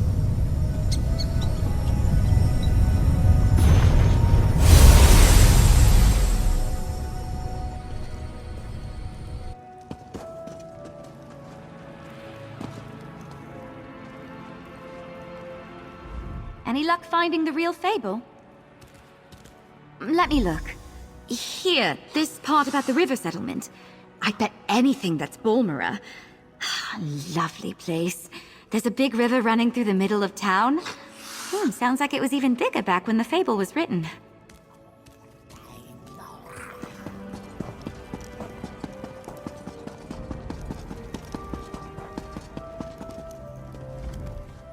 Something keeps tugging on my robes, like a child playing a game. But no one's there. It's the Netch, isn't it? This blob of yours is testing my patience. Let me see. This bit at the end that mentions Azura's coast. I bet it's referring to Sadrith Mora and Tel Galen. Just plot a course between those two towers, and I bet you'll find the door. That's what you're looking for, right?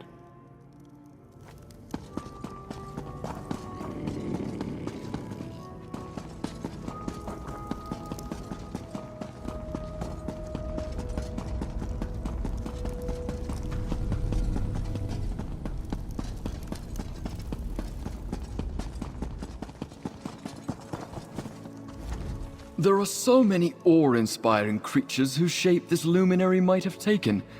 Indrik, dragon, Gryphon, and yet it's a Netch. It's rather silly, but perhaps that's the entire point. Let's see... right at the top here. The Daedric Ruins. I don't know the name, but they're on an island southeast of Voss. If only the place was still full of chickens like the fable says.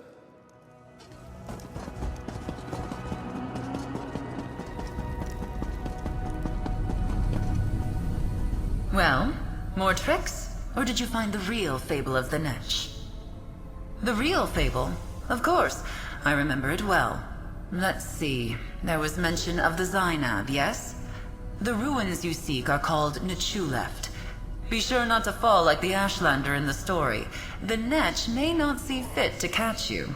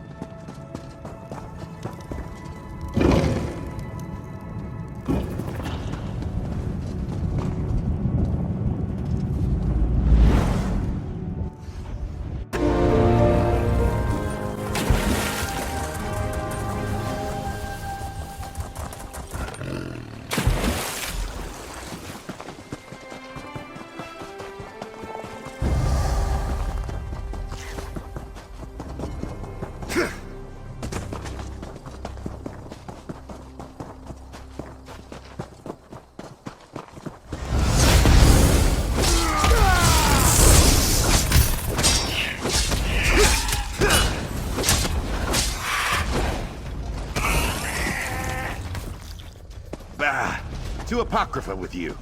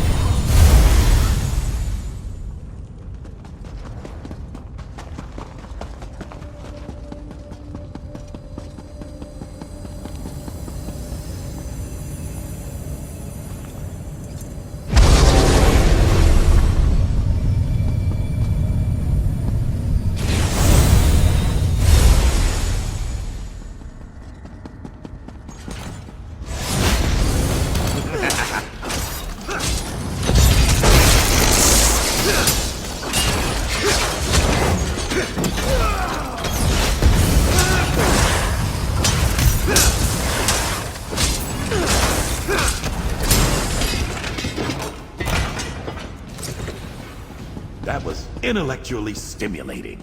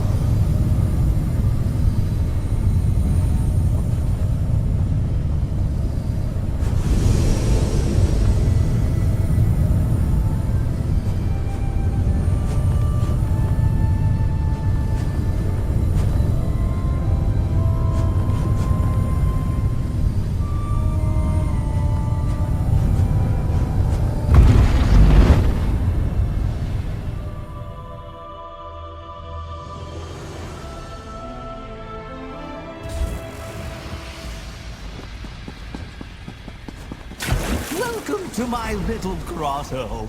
Drink it in. You found the Netch. I hope I live up to expectations.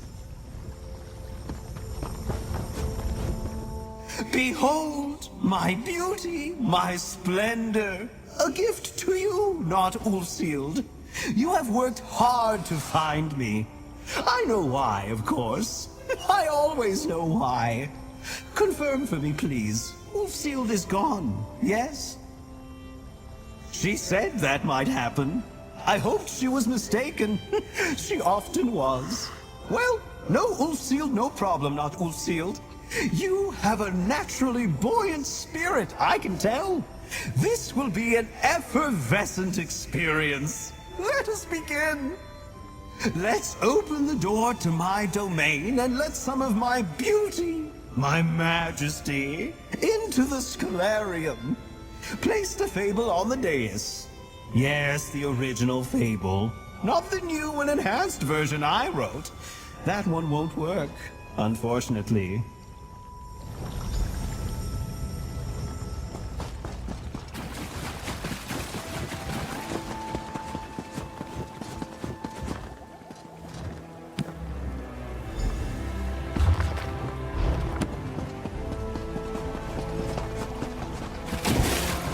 You have such a remarkable way of setting books down. Very deliberate.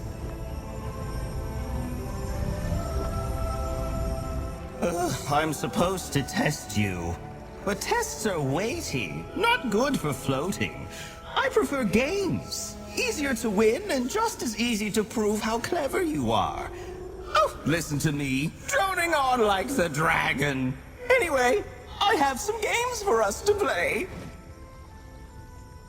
The kind of games that make people feel lighter. Games that show how buoyant life can be. There are many who need the help of my benevolent and loving tendrils.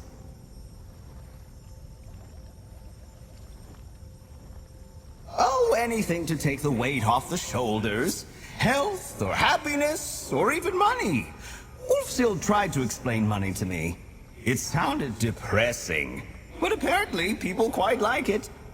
I have a list of helpful games for you to play. You must traverse the land in search of 7 orbs! Only with orbs in hand, when the warrior is high in the night sky, can you wish... I kid. They're right here. Only complete those that make you feel the most buoyant. I'll handle the rest. Let us see what you make of my little games. The best games are ones that others don't know they're playing. Makes for much more bubbly responses when they discover the joyful tricks we played on them. Oh, of course you do not, Ulfshield. How can you be more buoyant? Why do you have no tendrils when I was blessed with so many? Why bother with the other luminaries when I am right here? I cannot answer all of life's mysteries for you, but I will try. Ah, there was a truly boundless soul. Ulfshield was a most bubbly companion, joyous, ebullient, witty. She was clever and taught me many things. Very Netchy. I wonder if she had some Netch ancestry. Oh, many things. She had a distinct lack of tendrils. It was very memorable. Her familiar, the crow, was almost as memorable. And she had that, oh, what's the word? The bearded creature she was fond of, Shallas something? Shallop boring, maybe? How should I know? I only met him once, and he was not buoyant at all. Ulfshield spent much of her time here, free of him. I always thought she floated much higher on her own. She would have made a great Netch. Scribing is buoyancy of the mind, floating in your soul, lift within your very skills and spells. I find the idea of everyone doing something all the same way not just boring, but dreadfully tragic. You have your tendrils twisted on that. Ulfshield was the one who taught me. Though I shared my views and opinions with her, as I am happy to do with you, but we luminaries learned as much from the Archmage as she learned from us. Generally, far too dull for my tastes. Somber. Heavy. But I'm happy to answer any questions you might have. Offering knowledge keeps me buoyant. So serious. So old. So focused. Too focused for me. I prefer to let the winds carry me where they will. The Indrik wishes we made sense, but we don't. So why let your tendrils get tangled up about it? My perfect form does not have eyes, not Ulfshield. But I want you to imagine I have them. Now imagine I am rolling them. She thinks herself oh so clever, but ignores even simple truths when they are right in front of her snout. A heavy soul, but I think he means well. Over the years, he's lost sight of what he truly wants. You might say his vision of justice is somewhat frozen, a bit iced over. Oh, right. You don't get that joke yet. That will be funny later. Oh, of course you do not, Ulfshield. How can you be more buoyant? Why do you have no tendrils when I was blessed with so many? Why bother with the other luminaries when I am right here? I cannot answer all of life's mysteries for you, but I will try. Ah, there was a oh, many things. How can I not like a fellow flyer? She plays along with my games, acting like she's annoyed by my clever tricks. But I see through her. I know the crow enjoys my puzzles in the library. I ought to pay her a visit soon. Scribing is buoyancy of the mind, floating in your soul, lift within your very skills and spells. I find the idea of everyone doing something all the same way not just boring, but dreadfully tragic. You have your tendrils twisted on that. Picture it. A wizened scholar traces arcane runes across a detailed summoning. I'm kidding. My birth was an accident of magic and deeply boring. It is why I try to stay so joyous and floaty. Existence is what you make of it, not Ulfshield. Is it not obvious? I mean, look at me. I am exceedingly buoyant, perfectly voluptuous. Oh, I see. You too hope to one day have a perfect form. Well, continue your studies, not Ulfsild. Someday you might ascend your imperfect vessel.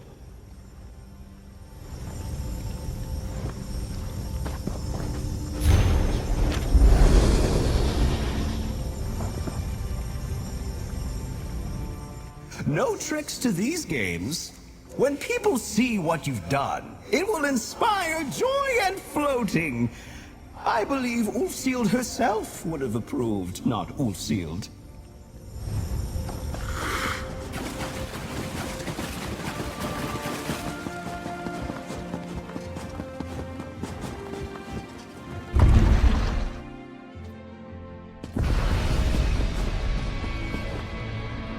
Thanks for all you're doing to help restore the Scalarium. If there's anything I can do to help, just let me know. I'd do that Westweald one personally. I know plenty of people who left Valenwood with King Nantharion that I'd like to keep safe.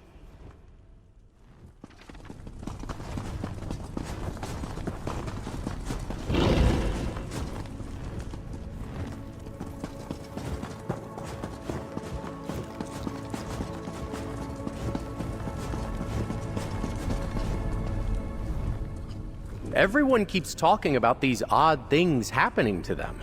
They're saying it's this Netch luminary. Funny enough, though, nothing's happened to me.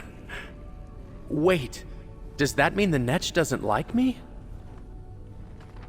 Oh, the Imperial City. I'm sure I don't need to tell you how dangerous it is there right now. Daedra aren't the only roaming enemy that'll run you through first chance they get. Blessings to you if you choose that one. But stay safe. The Netch acts in good faith. Some have found its attitude irksome, but I believe its intentions are pure. I hope more come to walk these halls with the passion of the Netch. If you decide to head into either the Forgotten Wastes or that other place that I will not attempt to pronounce, be on your guard. The creatures that roam there are more powerful than most. You may do well to bring a companion with you.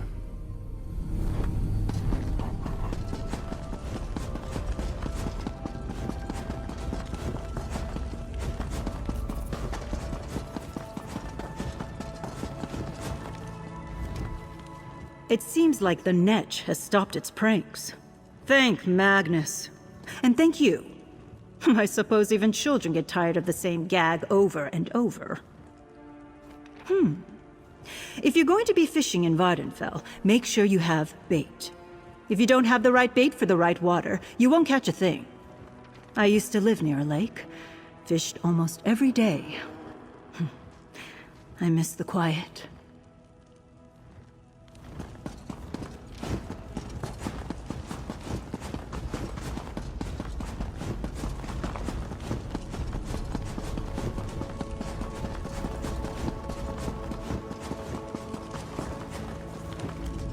I know that look. You've been tasked with busy work, haven't you? Well, it seems we're in the same boat. At least I'm fortunate to have it confined to the library, not wherever some mystical being decides to send me on a whim. Watch your back in Vasya Didenat if you head that way. The place is full of ruffians and cutthroats. Stealing a bunch of supplies from merchants is tame for them. I'm surprised they didn't gut them for fun.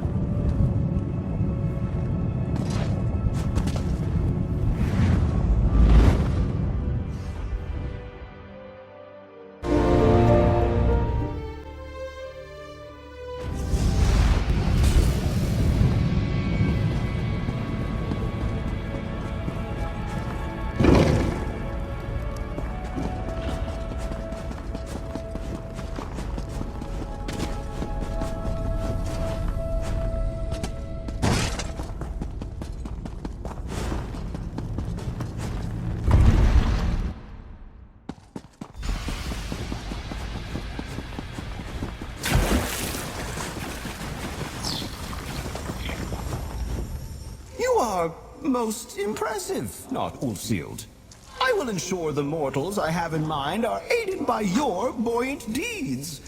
In the meantime, let us talk about your proper trial, and another mortal altogether. I try to stay buoyant, I do. If we are to brush the ground, it should be for good reason.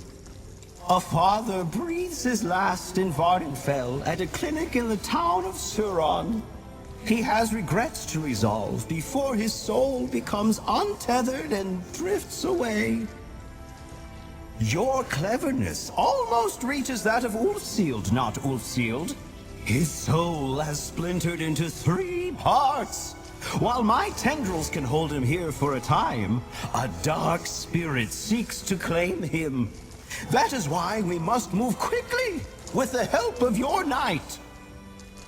With her portals, you and the knight can flow with the wind. We'll need that to help this man. Ask her to come speak to me.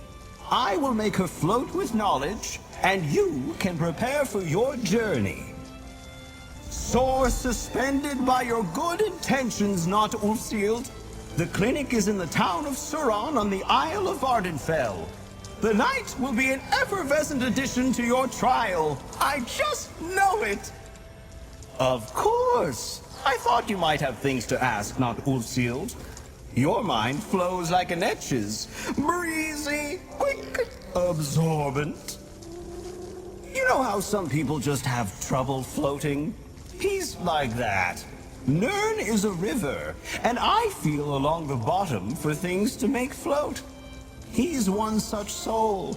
I've picked him up and put him back together before, but this must be the last. I am an attractive, floating, betendrilled entity of humor, enlightenment, and magic. But even I, the Netch, cannot stop a soul from moving on to Aetherius when its time comes. Are you worried I'm going to play a trick on her? Don't you worry. If Nalia weren't buoyant, she'd be the first I'd help. But she has been quite floaty these days, and it's none of my doing. I want her to help you move with the winds of the soul. The votary is, as she's no doubt mentioned before, very talented with portals, popping out of one space and into another. It's something I quite enjoy as well, and her skill will allow you to see this trial through to the end. Oh, of course you do, not Ulfsealed. How can you be more buoyant? Why do you have no tendrils when I was blessed with so many? Why bother with the other luminaries when I am right here? I cannot answer all of life's mysteries for you, but I will try.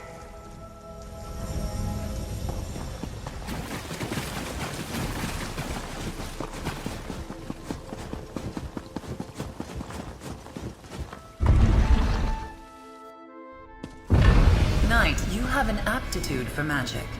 Perhaps you just have not found the right teacher. You sound like my mother. I know enough magic to get by, it's just not my focus. The ink does not yet flow. I assume you are still working to complete the Netch's trial. A vain, jovial, and generous being. It approaches life's solemn moments. The crow has warmed up to me, which is great. But now she wants to start tutoring me. It's like I'm back at my mother's home again. How goes your trial with the Netch? Me?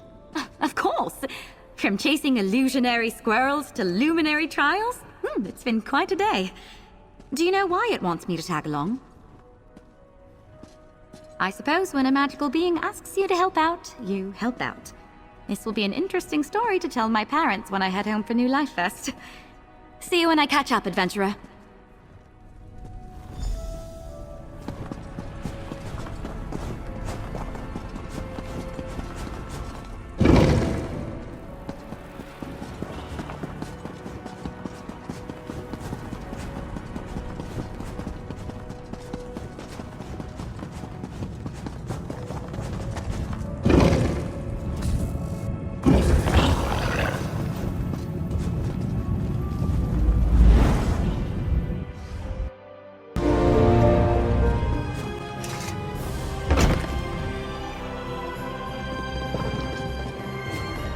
Father. I got here as soon as I could.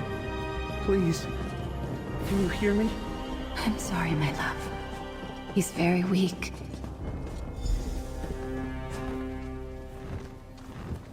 Are you a healer with the clinic? Please, we came as soon as we heard. I need my father to know I made the journey. The way I last spoke to him, it can't be the last time. It can't. I never wanted him to pass from this world alone. I grew up thinking nothing could kill my father. He was a soldier and later a mercenary. Tough as they come. So when he wrote to me about this illness, I knew it was serious. We haven't spoken in years. He expected me to follow in his footsteps. I tried, but it's one thing to hold a sword and another thing to use it. I have the heart of a historian. I'm not made for battle. The last words between us were so bitter. I wanted to make amends. I don't know. The clinic says he's beyond their help. If I could just speak to him one more time, put our bitterness behind us and ease his passing. But it's too late. My father is in his final moments and has no idea I'm even here. Alec, Malvina, hello. It must be a surprise to see me. Nalia? What are you doing here? I'll fill you in shortly. We're here to help. A friend, can I have a word? I had no idea Alec's father was even sick. We're old friends, so I'm eager to help however we can. Did the Netch explain how I'm going to help you? Back to where we began with portals? That sounds like the Netch. Apparently you're not the only one being tested here. Alec's father, Johannes, is still alive, but his soul is splintered and drifting across the face of Nirn. Yes. Any other time, I'd be annoyed. Portals are all the guild thinks I'm good for. But this is important. I'll remain here, divine where you're headed next, and open pathways as you go. It gave me some kind of mystical ink that will help us out. That's what the Netch said. Something about the ink snarling my tendrils with the wayward soul fragments. This is why I didn't stay with spellwork. If you're ready, wish me luck, and let's get started. Nalia, please. Is there anything you and your friend can do? I just want him to know I'm here. One moment, Alec. This ink is... it's working. You're headed to Dragon Bridge. Walk with Magnus.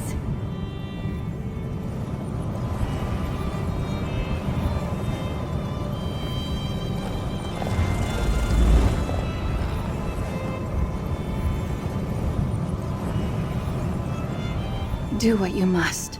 I'll watch over my husband and make sure he doesn't go running after you.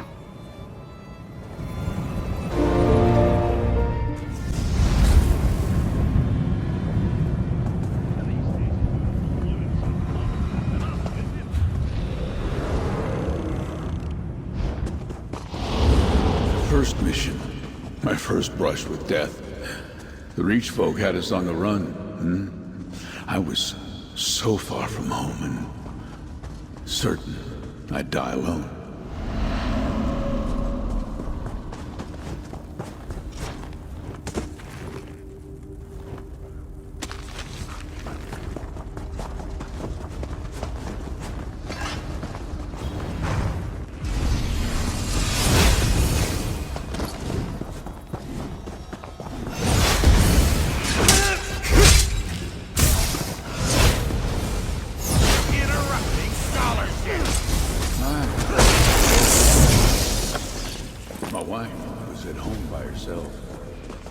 Told me she had news for me when I returned. I needed to know what it was.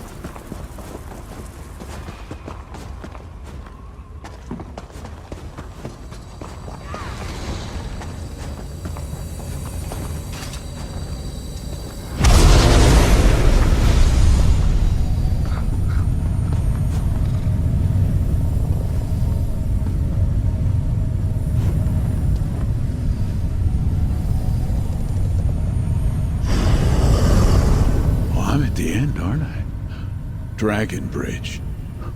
My blood warmed the icy water. I should have died that day. Yeah, maybe I did. Mariel, Blackberry Mead, Border Watch, Alec, my life's pride. Were all those warm memories just the dreams of a dying young soldier? Alec? Yes. This is where I learned of Alec.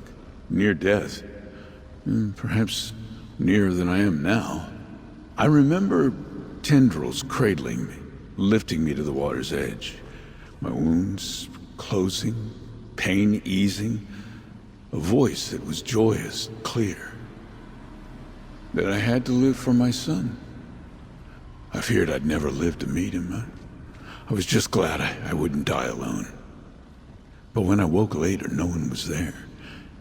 And when next I saw my wife, she handed me our child, a boy. My Alec. Where is he? Loftily done! Nalia, the next portal, if you please. To Border Watch ruins you go!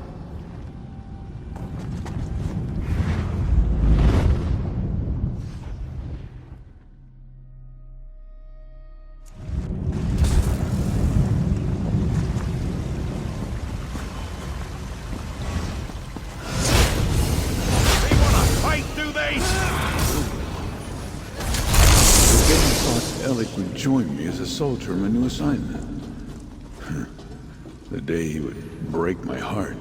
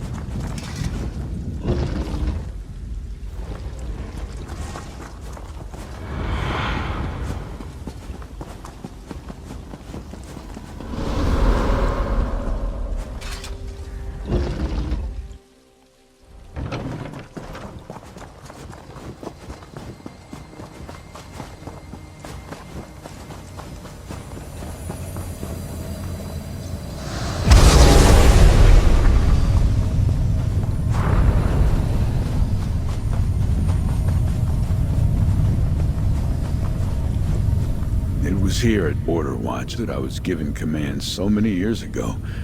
I sent for my son, urging him to enlist. We would defend these walls together. And he arrived, only to hand in his blade. Alec had such a love of history. I thought he'd relish the chance to stand with the soldiers that made it. I wanted to fight side by side with my son. Wanted that life so badly. Handing me his blade felt like he'd run it through my heart. I told him he'd be a failure, that he'd come crawling back. What loving father does that? Divines. What possessed me to say such things? Only one remaining not Ulf-sealed. Nalia, a portal to Blight Bog Sump, please.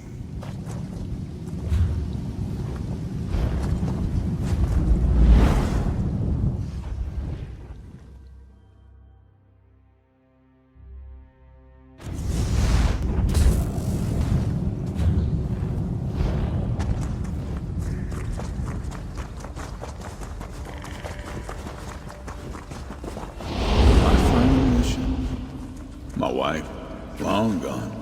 My son estranged and beyond my reach. I was alone. Soldier's worst nightmare.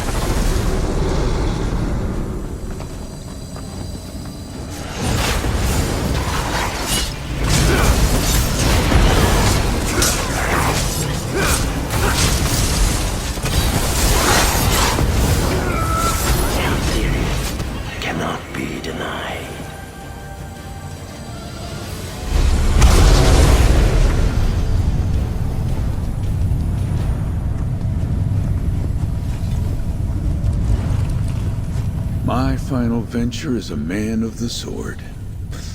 I resigned my station and took to mercenary work. I had tracked a bounty to these ruins filled with traps and monsters. I was lost, injured. I fell and my torch went out. I was alone. So alone. I saw a shape in the darkness, looming like a storm cloud.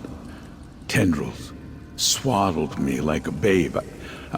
I did not fight as they held me close, set me on my feet.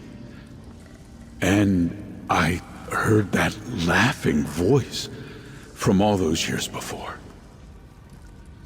It told me of Alec's life, his wife, his work as a respected historian.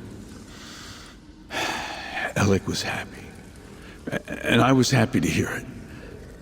I left these ruins, but I didn't have the courage to write my son until I fell ill.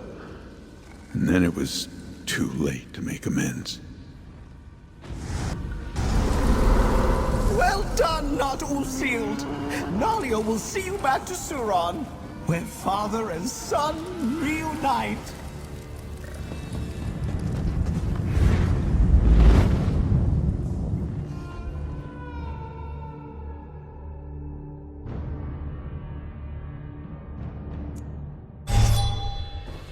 Father, it's Alec.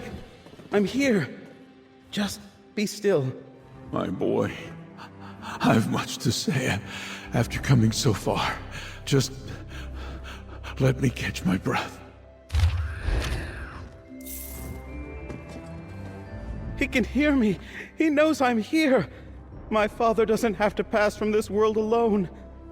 I'm so overwhelmed. I don't know how to thank you. What did you do? Growing up, he was all I had. Mother passed when I was young.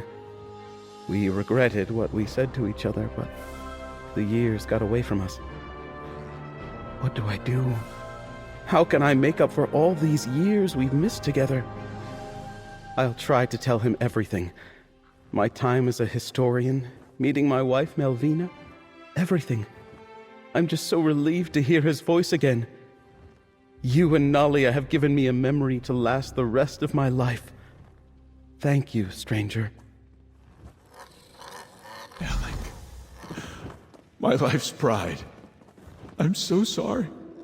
Those things I said to you, I wish I could take it all back. I know, Dad. I'm sorry I didn't give you the chance to make amends. Shh, my boy. We're together now. That's all that matters. We've done all we can here. Let's head back to the Scholarium and speak with you-know-who.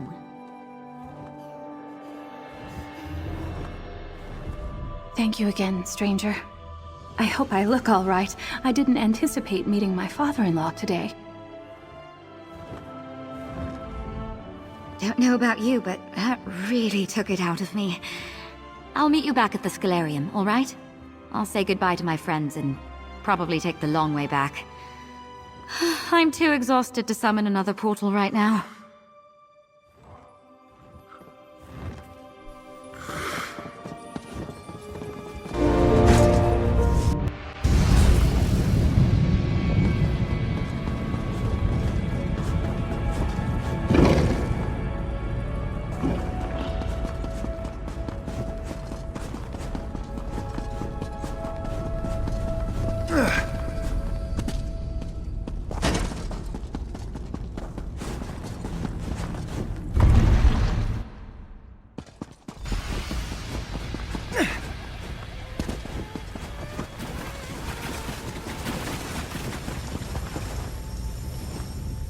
What a marvelous game we just played!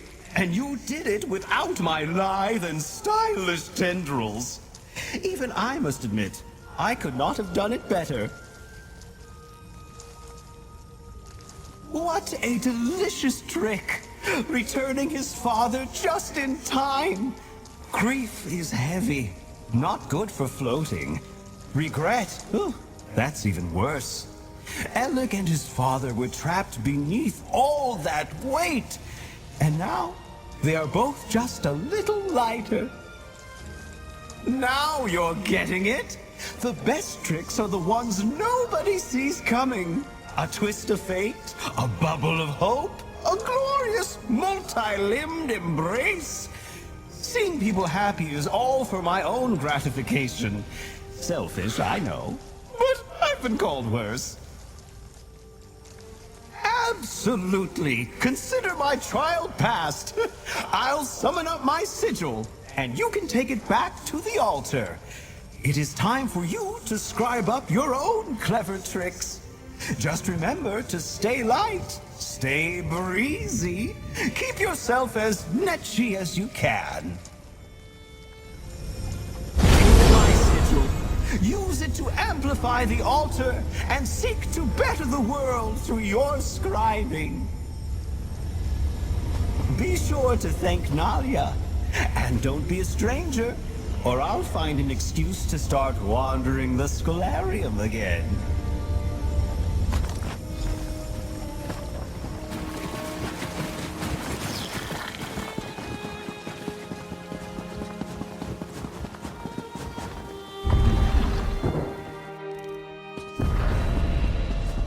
There you are. I just got back myself. About to power up the altar again, are you? Don't let me stand in your way.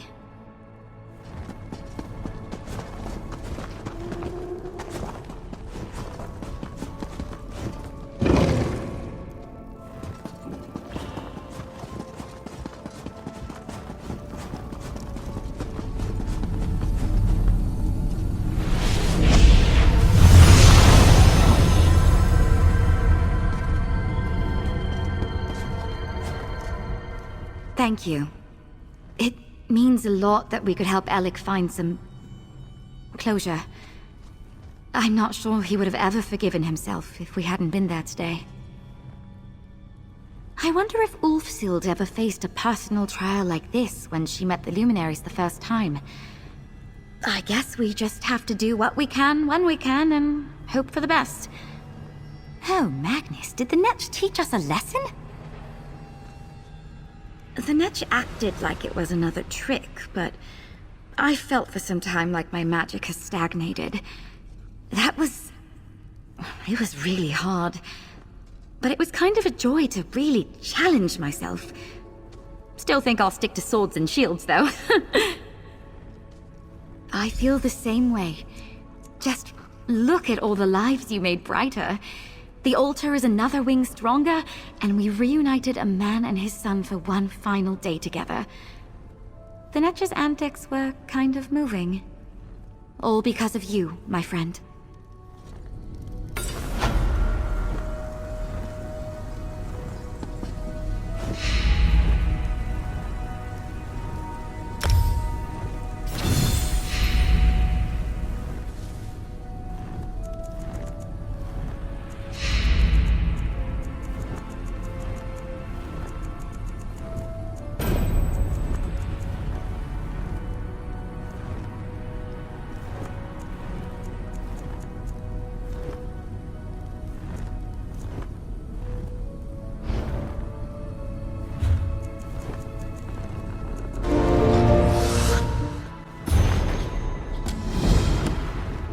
Sorry about that one, adventurer.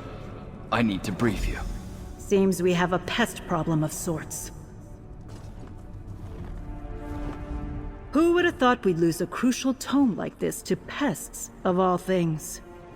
The Daedric Prince of Madness works hard, but apparently vermin work harder.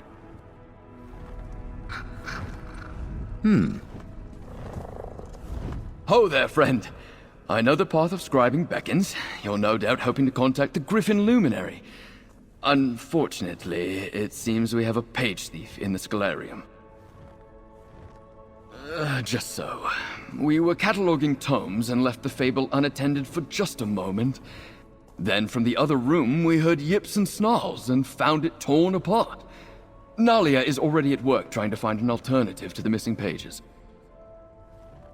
The East Wing, looking for anything Ulfsild might have left behind about the Gryphon. Hopefully she'll get you pointed in the right direction. My deepest apologies. This was a grave error on my part, but it won't happen again. Don't worry. A few wards around the library and we'll make sure the page thief doesn't strike again. In the meantime, perhaps Nalia has found something left behind by Ulfsild over in the East Wing. It's going well. I'm not usually the type to work at a desk, but it's been interesting to walk the halls and see all the different titles. From what Julian and Anard have said, this place is a treasure trove of knowledge. A section dedicated to cookbooks from the First Era, shelves of poetry from Atmora, and a startling number of bawdy limericks stacked up in a pile of chapbooks. Archmage Ulfsild, it seems, was eager to follow the hunt for knowledge wherever it led. I'll help Julian and Anard set up wards. This won't happen again on my watch.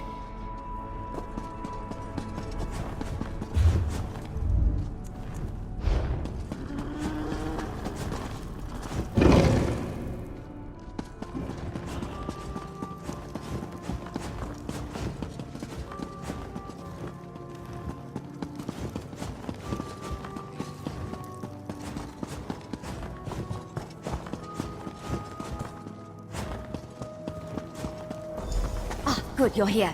Give it a listen.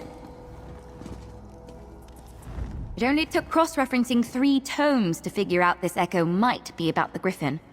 Let's find out what it has to say.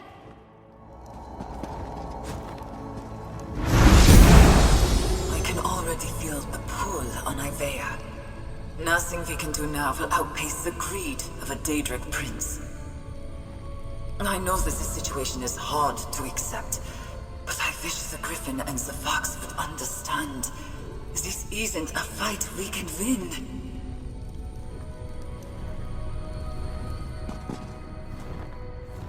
She sounded so sad. Losing Ivea and the Scalarium to the whims of Sheogorath must have been devastating. And it sounds like the Gryphon didn't much like it either. One can hope. I still can't quite wrap my head around the fact that you helped bring Ivea home. In any case, Ulfsild was just as talented as her husband. Almost every one of her wards is holding, which makes our interloper all the more confusing.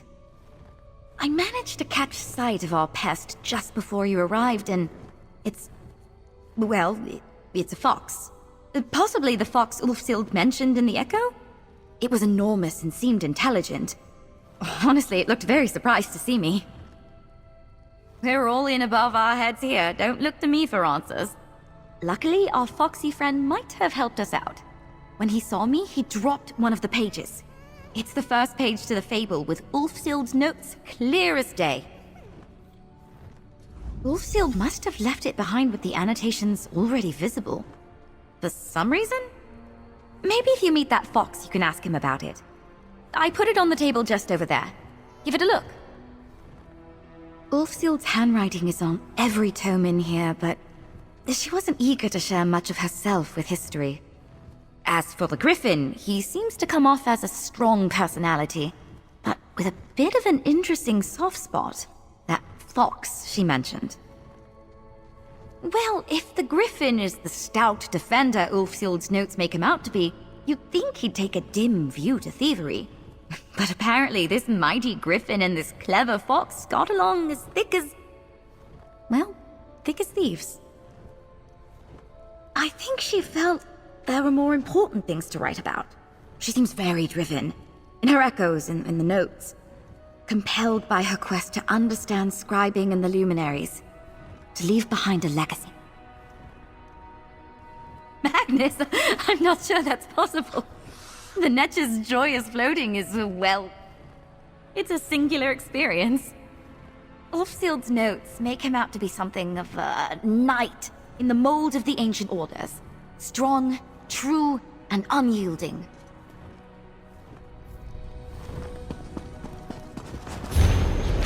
And you're off like a racing frog. Let me know if you want to confer about the directions in the fable. I'm so glad we were able to overcome this little hiccup. That first page should be enough to get you going. I just hope you'll find some clue that will lead you to the next set of wards. I'm not too familiar with the Rift, but I do know that the Treva is a river that splits the hold. Maybe follow it south from the Molten and see what you can find? Just remember, what was a castle overlook back then might just be ruins now. Julian and Laren are working to strengthen our wards. If it was the fox stealing the pages, perhaps there'll be enough to catch it when it returns. And of course, if you need help with something, come back here and I'll do what I can. Something about those names. Gray and Saria. They seem familiar, but I can't imagine I've read this. Maybe the fable was the basis for one of my mum's many bedtime stories? She had scores of them for every season and mood that took her.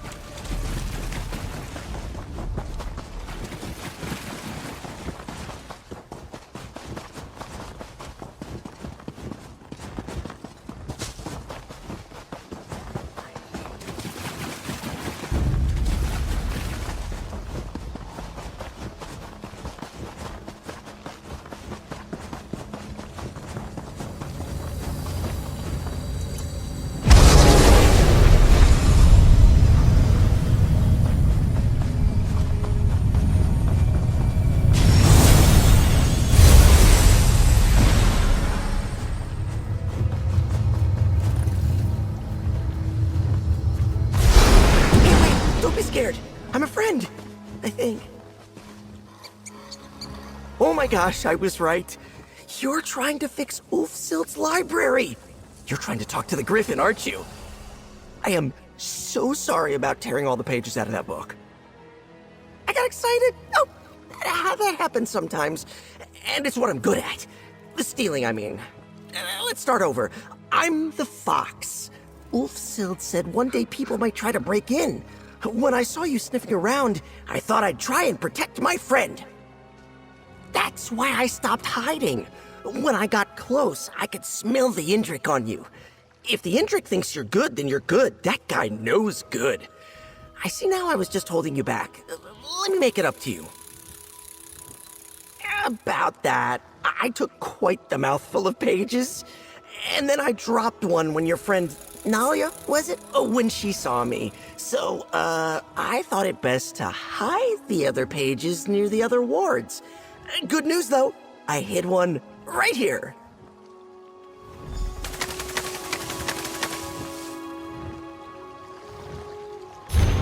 Great. I've got my own way to get about. I'll see you at the next location.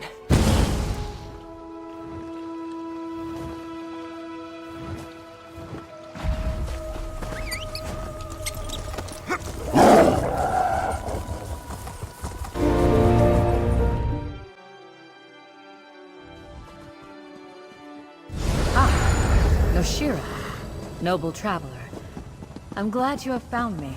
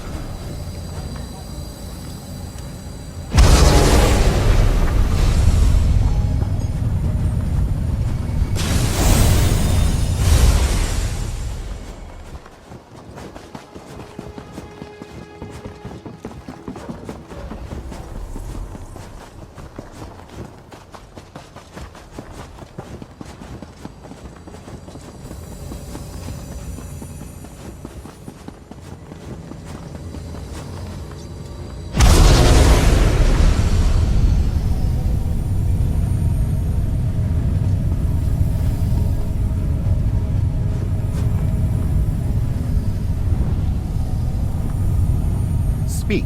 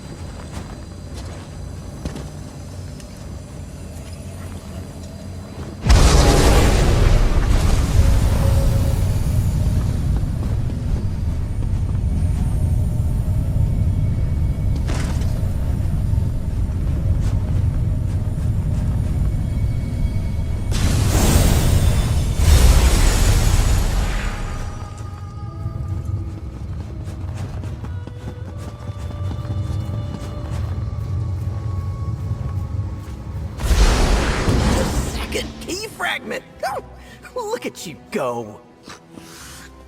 You're so much quicker than I was expecting. I thought I'd have to come out and show you where it was. Oh, I'm one step closer to talking to the Gryphon again.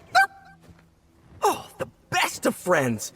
He's not the best conversationalist right now, but just wait. When he's back to his normal self, he'll be a joy to talk to. Just one more key fragment to go. Oh, right. Yes. So, I dropped it. I was down by the water taking a drink when a great large cat spooked me. I didn't think cats got that big. I think it's still down there. Find the big cat by the water, and I bet that page will still be there. I believe in you!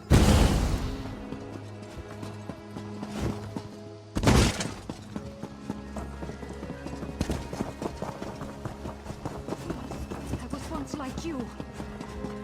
Your reputation spreads far and wide, Gehrman's guardian. Ah, Noshira, noble traveler. I'm glad you have found me.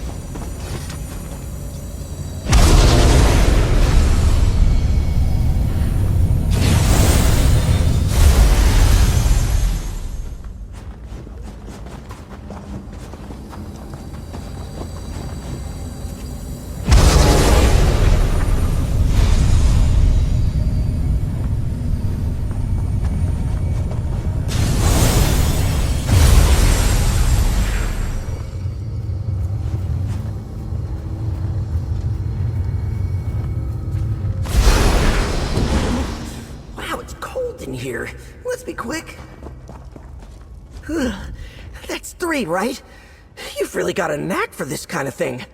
Is it possible? Have you ever been a fox?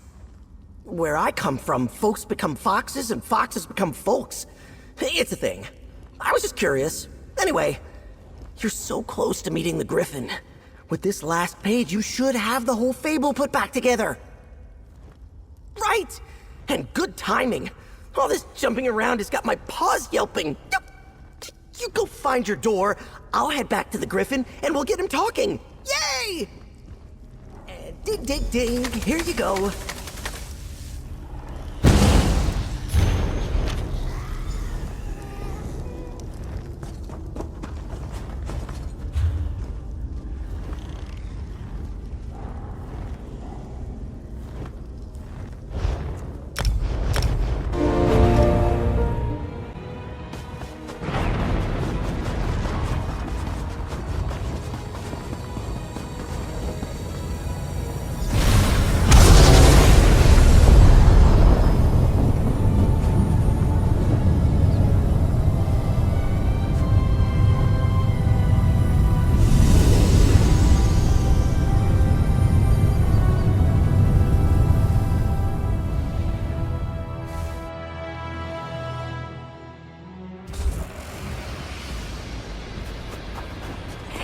You made it! Gryphon, this is the new friend I was telling you about. They're gonna help you out. Welcome to the wing of the Gryphon. As you can see, the Gryphon himself isn't quite ready to talk just yet. I've kept him company ever since the library disappeared. I'm not sure if he can hear me in there, but I talk to him every day. Oh, you should have seen him. Wings spread so wide that he could block out the sun. The Gryphon was ready to take on Sheogorath all by himself. Ulfsild was the one that stopped him, froze him here like this, to keep him safe. Ulfsild knew that in a fight between a luminary and a Daedric prince, the Gryphon would lose. He's probably mad at her. But I'm grateful. I don't know what I would do if I didn't still have him around. And now you're here! Ulfsild conjured up a mighty blizzard to freeze him and hung the magic on a ward she left behind. You should be able to dispel it just like you do the other wards. Just so you know, he might be a little grumpy. Sorry in advance.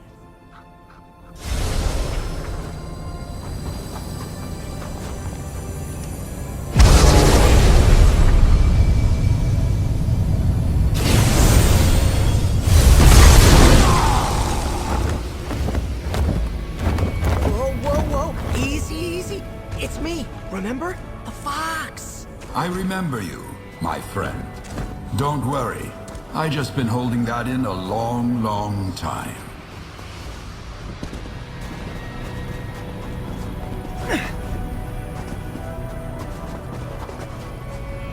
Mortal, greetings and defiance.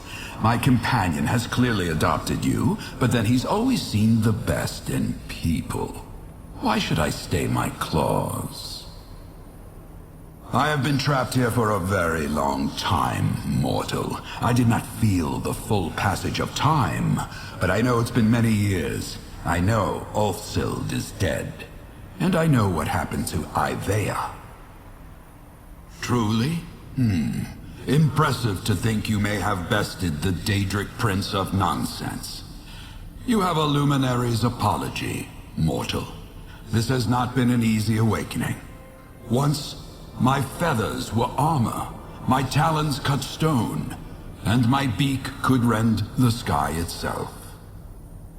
Ah, focused, driven. You remind me of Ulfsild, but I suppose that's to be expected. Give me a moment to gather my thoughts, mortal. Place the fable upon the dais, and if you want, speak to my companion. He'll be eager to chat, no doubt.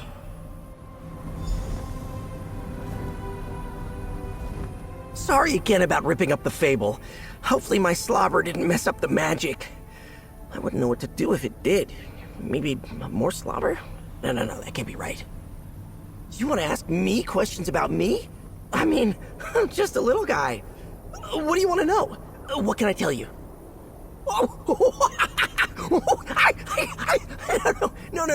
No. How could you confuse me with a luminary? We're nothing alike. I'm a talking fox. Nope. I'm from a place where lots of people look like me.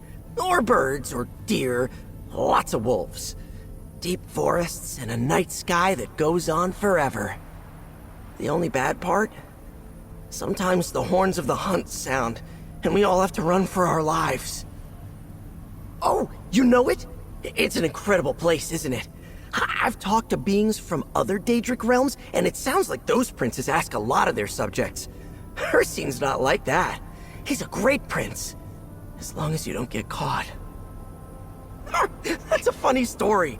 The Gryphon is a great hero, and he was trying to protect some people in a little village. There was a war on, elves coming from the west. I was there because the local baker made this incredible honey bread and barrow cheese. No, the baker and I were friends. He fed me sometimes. Anyway, I was just about to bite into a loaf when some soldiers broke into his home. I tried to defend him, but look at me. That's when the roof came off, and the Gryphon put his whole head in! Ha! Yes! I was so grateful. I brought him sweets and trinkets for weeks, no matter how hard he asked me not to. Eventually, he realized how handy it is to have a little guy like me around, and we've been buddies ever since. Oh, that's easy. I just sniff my way around. Ulfsild always said I had a nose that could find a sweet roll in the Deadlands. I just close my eyes and trust my snout. That's how I got into the library and the Gryphon's domain. Well, there's plenty of places I've never been. But if the fabric of the realm is thin enough and the scent is strong enough, I can nuzzle my way through. Pretty handy for finding fun little trinkets.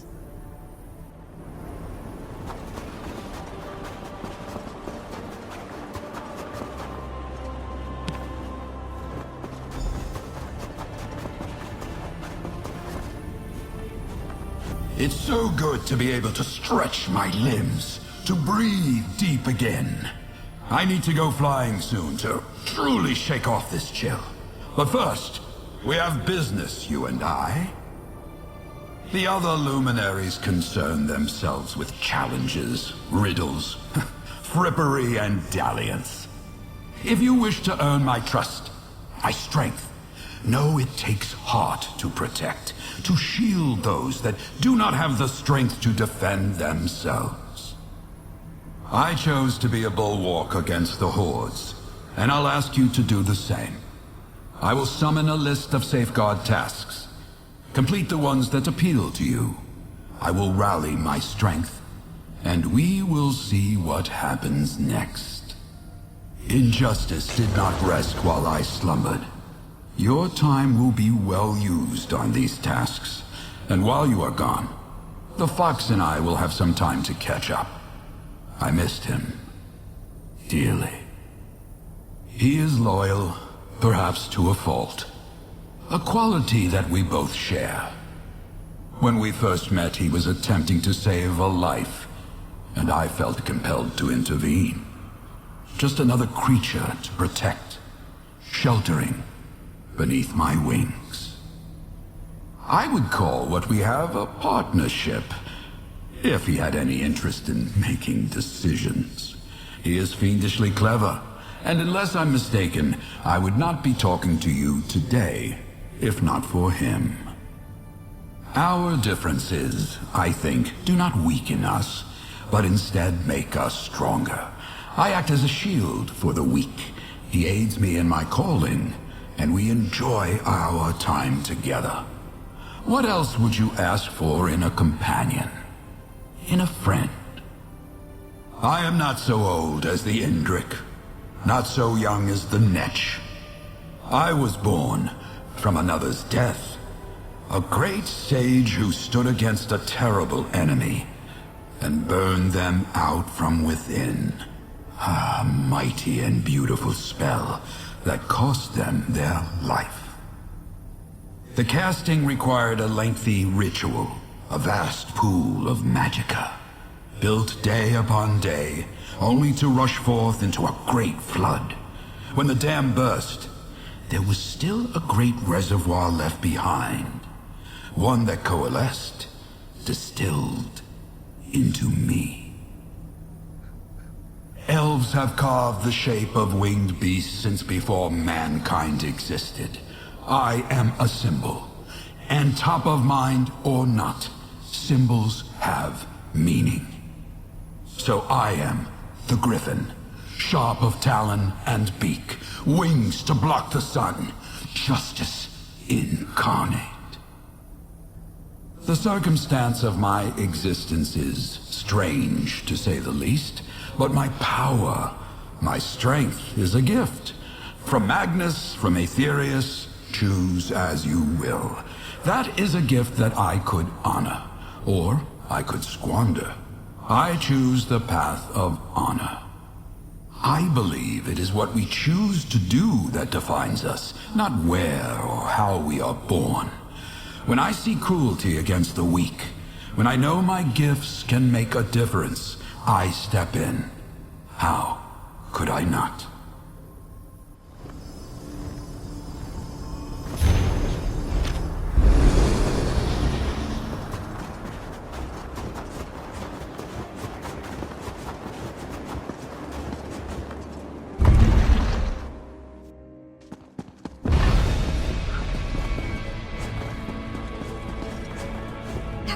came around, and he's maybe the sweetest person I've met in years.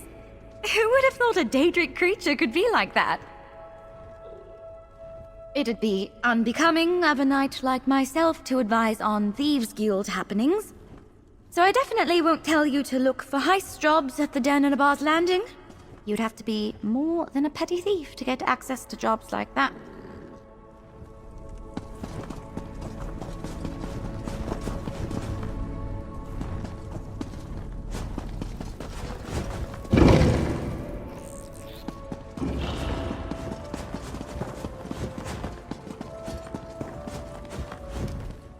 If this fox really was a friend of Ulfsild's, you'd think she'd have taught him not to deface books. Sorry, did you need something? I've heard whisper of liches in dungeons. Places like Fanglair, Crypt of Hearts, and the Vaults of Madness. Probably not a good idea to go alone. Don't look at me, though. I've got to make sure that fox fellow doesn't go after more books.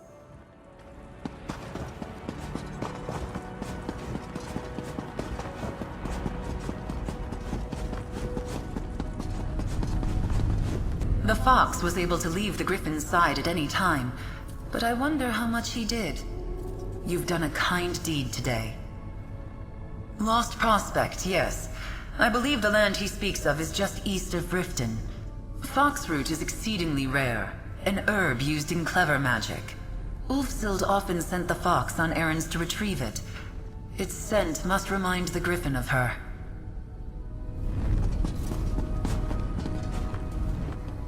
I'm glad we got the pest problem from earlier sorted.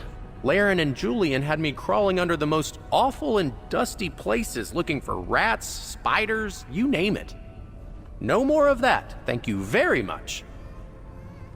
Let's see. Cyrodiil. War-torn indeed. These Ayleid ruins are more or less equal distance around Lake Rumer, and no matter who holds what, you'll likely be crossing enemy territory. I'd try to hide or run, but you may prefer to fight.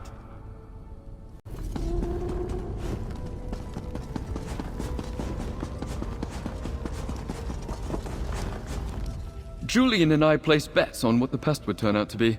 Turns out we were both wrong, which really is the second best option to being right. Did you need my help with something? I'm not normally one to advocate pickpocketing, but I know of these merchants in the Rift. You can find them in Riften, Nemalton, and Shaw's Stone. Make them sorry for promising miracles from their overpriced cure-alls. Just don't get caught.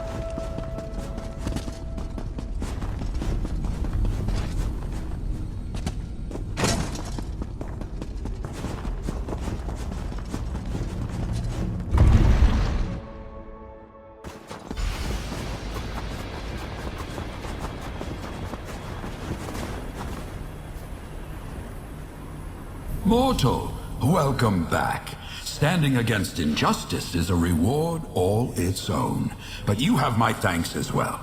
The time I've had with my oldest and dearest friend has been a balm on my heart. And together, we've come up with a plan. If I am to lend you my strength, if you are to master scribing, you must complete for me a boon. It's a tradition at this point. You have been as a shield for those that need it. Now the Fox and I want you to protect those closer to home. I am.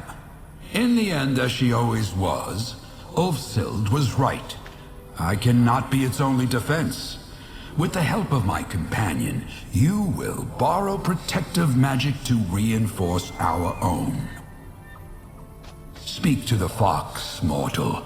This was his clever idea, and he will be your guide. In the meantime, I will make preparations. It has been some time since these talons did delicate spell work.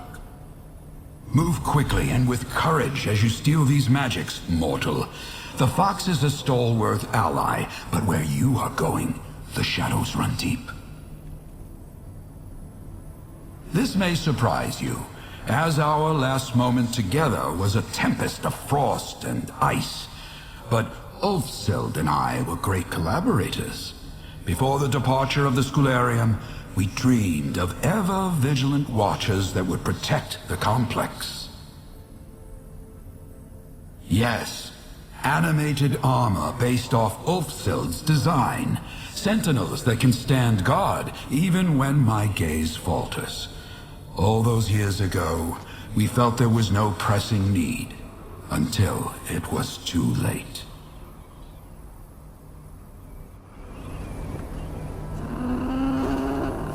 Barely thought out the Gryphon, and now we're going on an adventure to steal magic from Daedric princes! Isn't that exciting? Oh, I better start some stretches. Don't want to cramp up.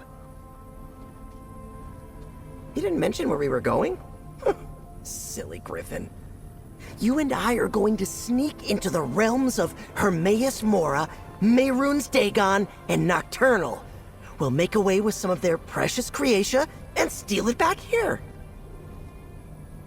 All we have to do is find somewhere the connection between Nirn and a Daedric realm is thin enough for me to wiggle through.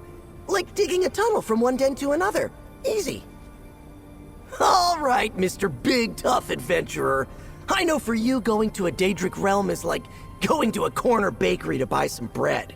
But the places we'll be going are being watched. We have to be subtle. And subtle is my middle name! You and I are heading to Rootwater Grove in Greenshade, Dawnbreak in Auridon, and an old fort called Faldar's Tooth in the Rift. Oh, and make sure you bring some lockpicks. Another adventure with you! Oh, this is gonna be so much fun.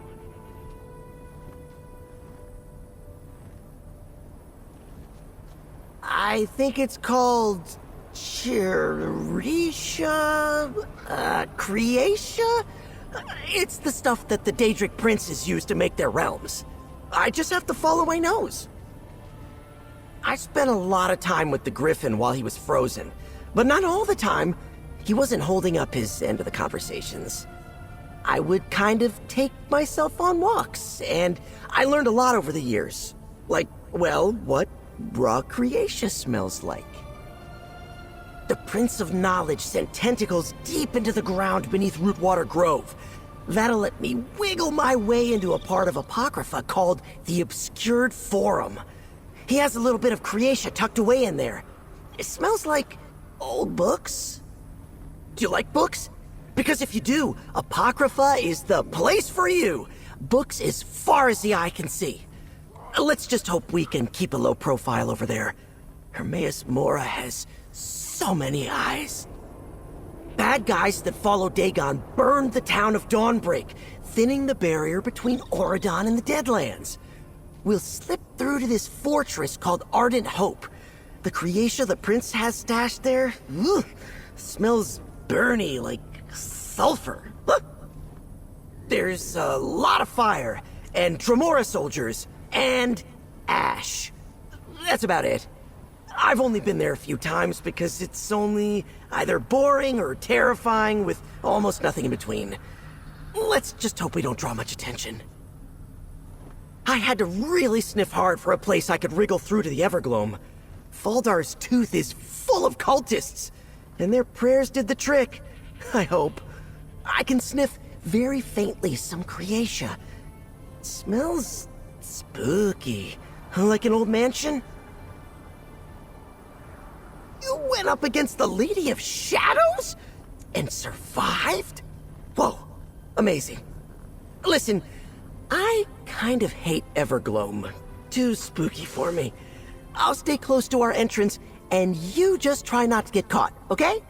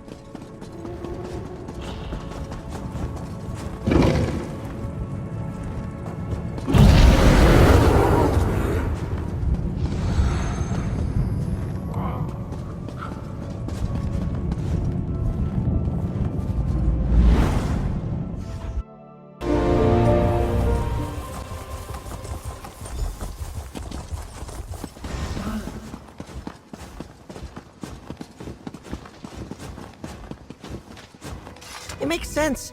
The weight of the Deadlands being in a burnt-up village. I decided to hide up here until you arrived. I'm being careful, see? You're looking for local creation. A big splinter kept safe by his Dremora soldiers.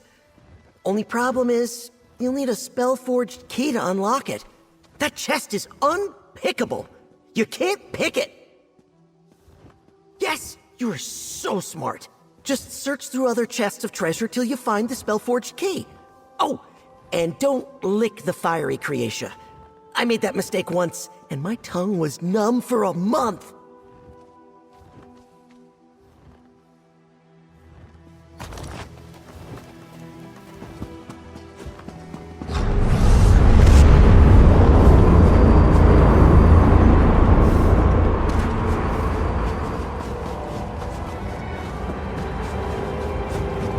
I heard what you did, girl traveler. Ariel, keep you safe.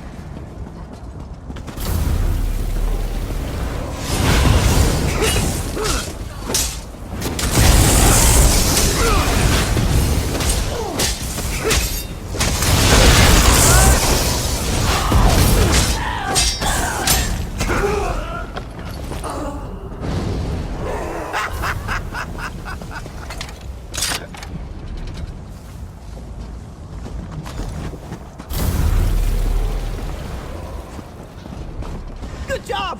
Over here! The Creatia is just through this door! I can smell it!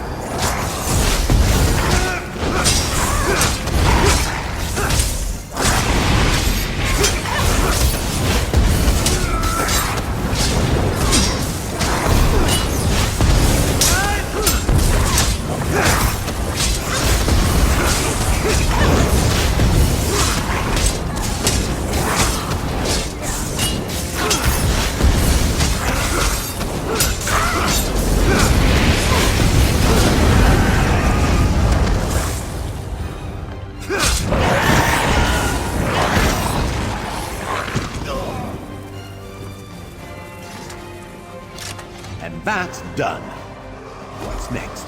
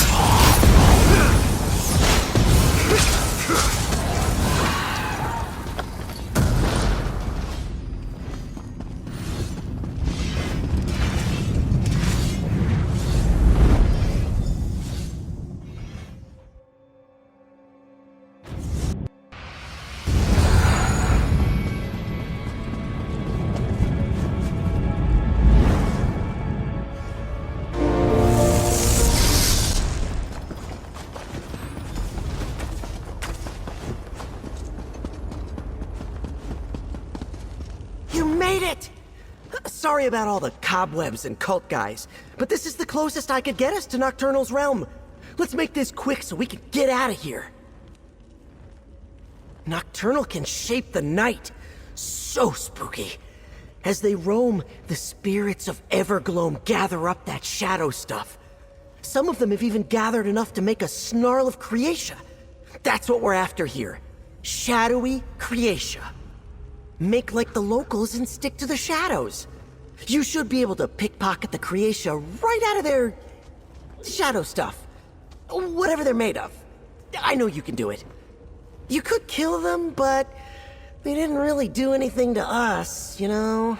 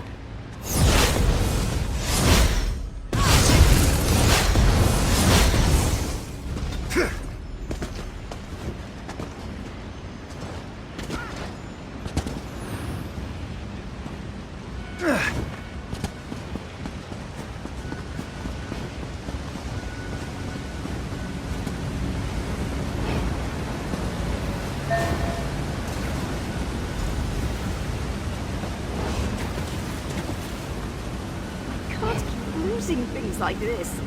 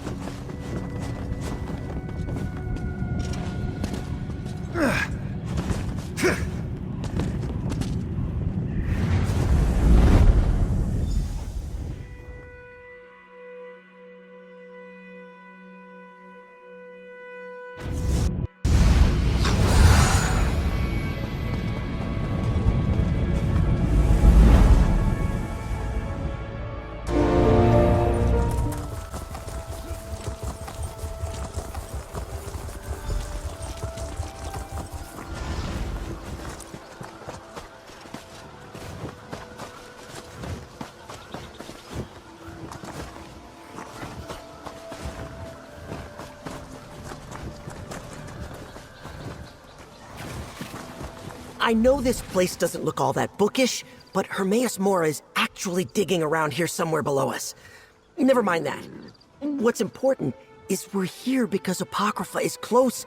So close I can smell the ink. The Daedric Prince of Secrets knows how to hide stuff. He's always doing projects, the Gryphon says, so he's always using Creatia. We just have to be as crafty as he is. Lucky for us, you've got that lens Ulfsild made all those years ago.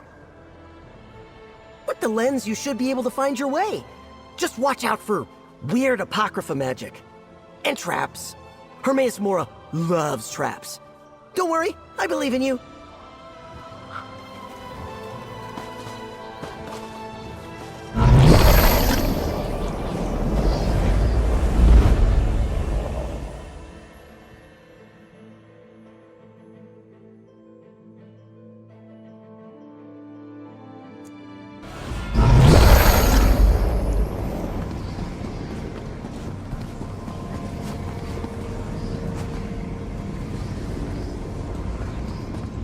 Over there, friend!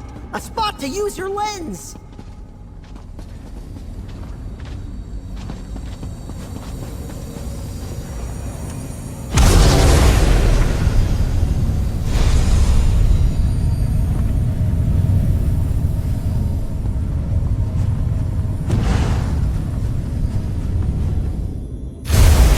Smells like the nearby room.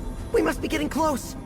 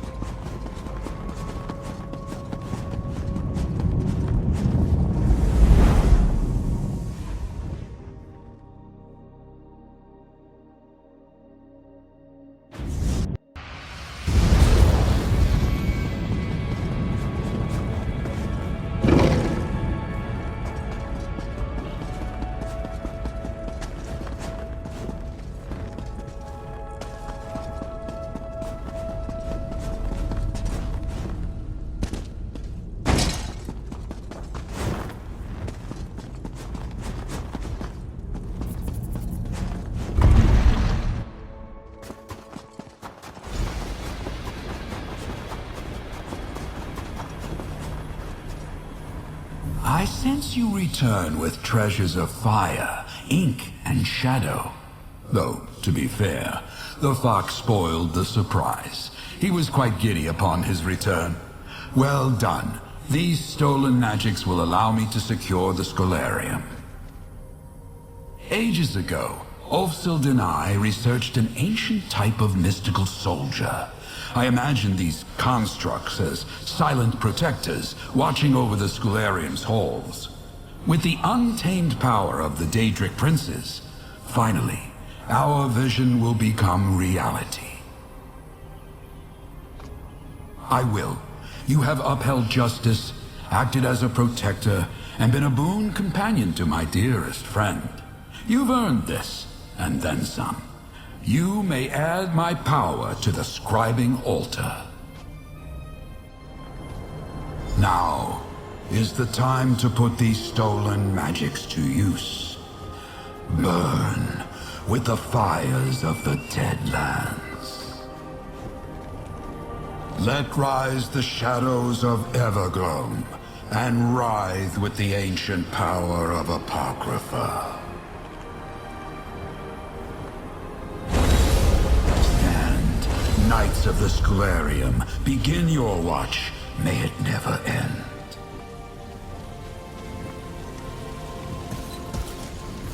Use my strength well. Rejoin my domain to the altar. May you master scribing as you master yourself.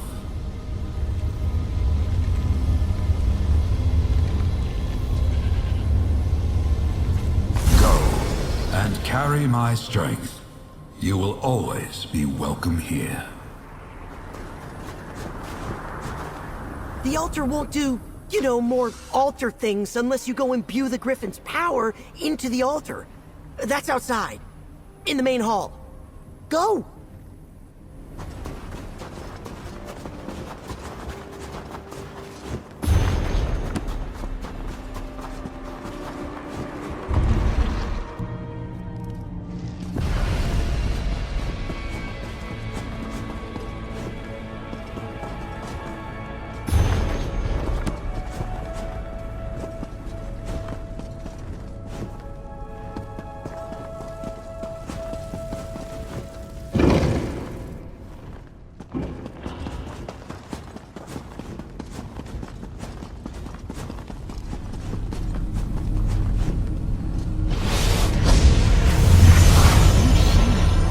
Well done.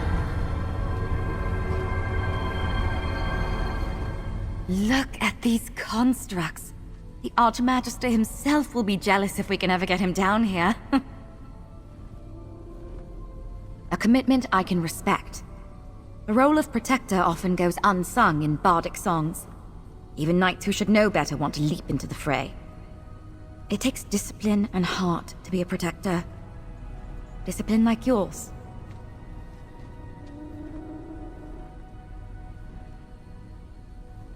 Of course. Just look around. You've made a huge impact on the Scholarium. You took another big step forward in your journey to master scribing. And, of course, you reunited two old friends. You should be proud, adventurer.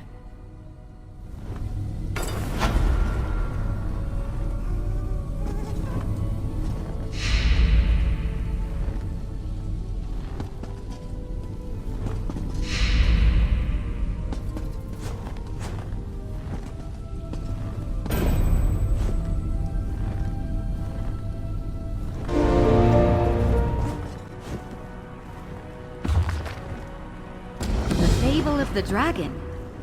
This one's going to be a puzzler, my friend. The path to master scribing seems to be a winding one, eh? Fable upon fable. Except, I know I've heard the story of Misby before, and when I paged through earlier, it seemed off. Missing something. Not quite right. It stood out because we found copies of the Fable of the Dragon all over the library. We couldn't tell which one was Ulfsild's annotated copy because, well, that's your thing. However, we did find an echo. I think it's about the dragon, but I could be wrong. I love puzzles, but Ulfsild's echo said some pretty cryptic stuff. It's in the first room straight ahead as soon as you enter the East Wing.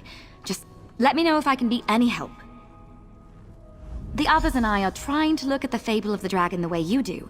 You know, deciphering locations from the text, in case you need our help. It started a few arguments, but I don't mind. Helps that I like the work.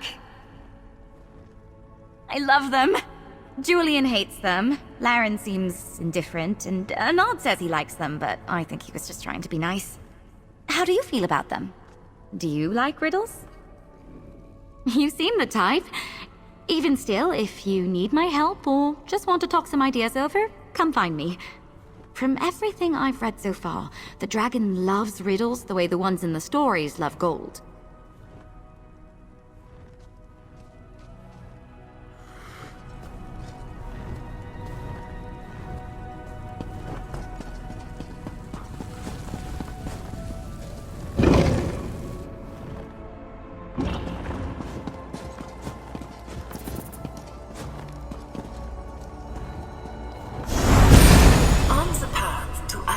The dragon, you must choose your words carefully. If she asks if you are my inheritor, do not agree or disagree. Insist upon taking her trial. Then, seek my annotated fable as the meeting of many paths, a room full of doors with no hinges.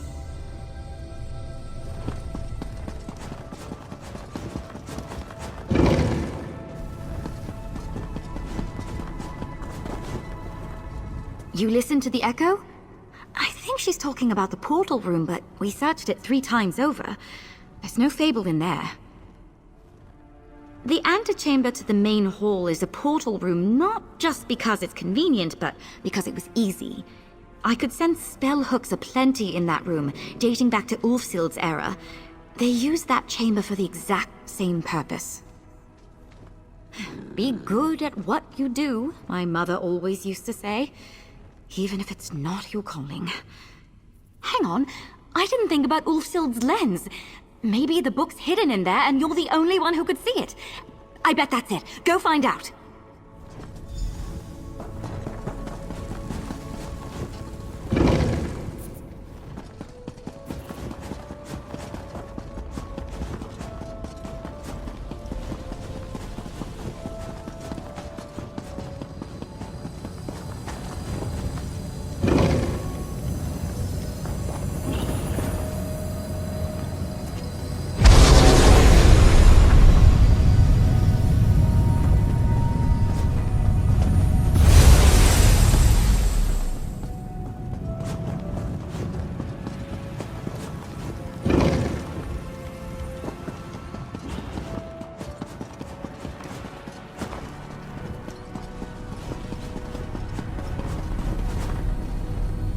You're on the path to meet the dragon. This luminary was a real challenge for Ulfsild, and might prove the same for you. Just remember to breathe deeply and stay calm. That's what she told herself the first time through. The monastery Dokrin can be found southwest of Grand Ral Ka on a crescent moon of water. I don't wish to reveal any more. Ulfsild put her thoughts down plain enough. Have faith in your own cleverness. Good luck.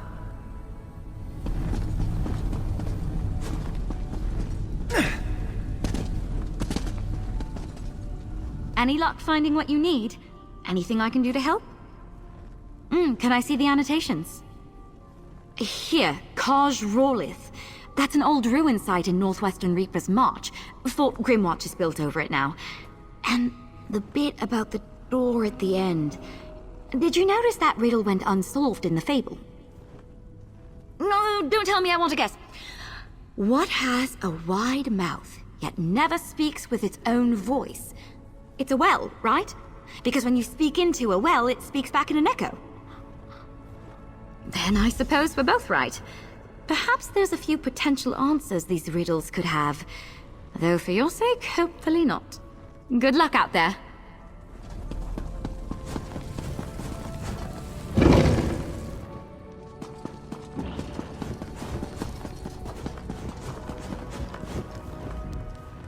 I won't lie. I was envious that you had first rights to exploring this place with Nalia, to restoring the altar, especially after seeing how much she's opened up with you around.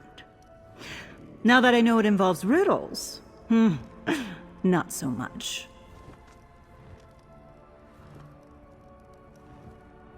There's a village called Willow Grove in the south of Reaper's March. As you can imagine, it's near a large grove of willows. I don't really care for riddles, but Nalia said she could use the help, and that's the best I can figure. I don't know. Probably not in the village itself. Aren't there caves everywhere? You're headed there anyway. Maybe find a viewpoint and have a look around.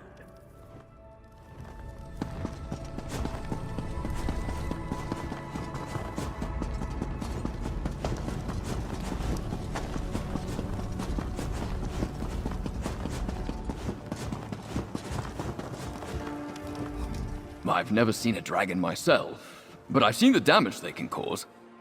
Pity they can't all have an appetite for riddles over destruction, like in that fable. As it happens, I'm studying to pick up to Agra as a second tongue. Jazenji Sir translates to Jode's Light in Cyrodiilic. Those ruins are just west of Dune, though I suppose they weren't ruins in Ulfsild's time. Stay safe.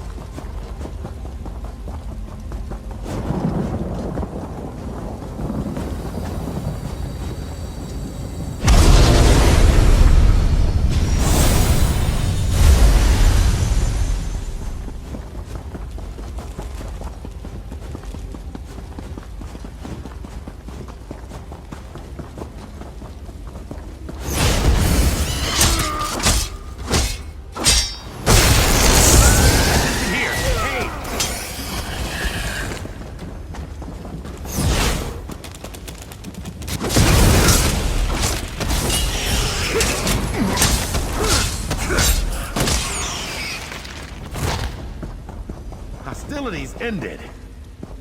Now to relax.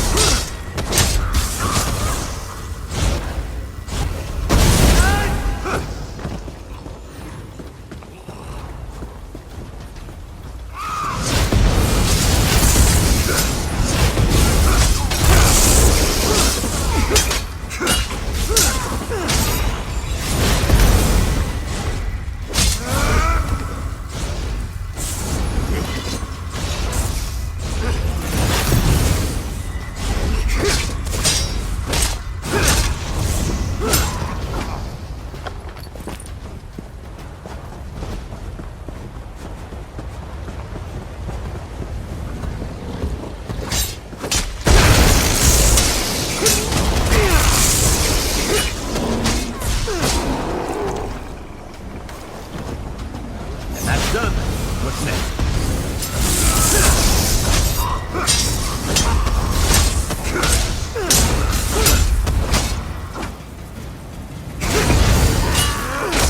Increase your mobility.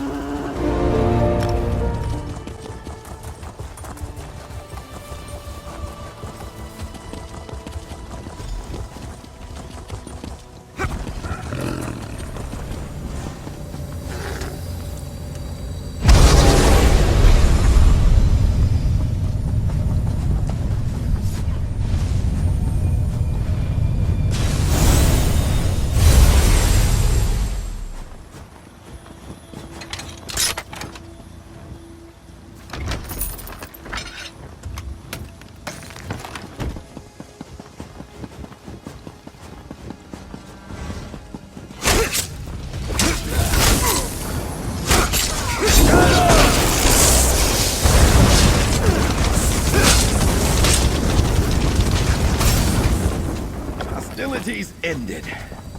Now, to relax.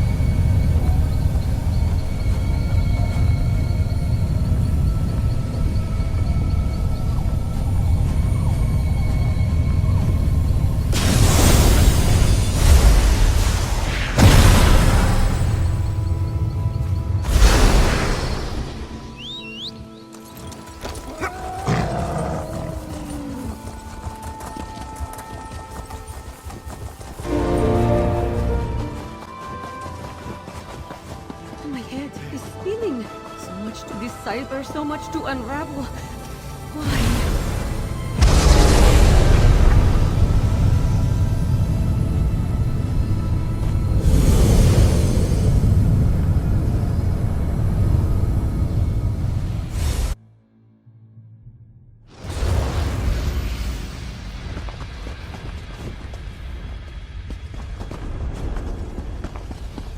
Ah, at last. Let's see how clever you are.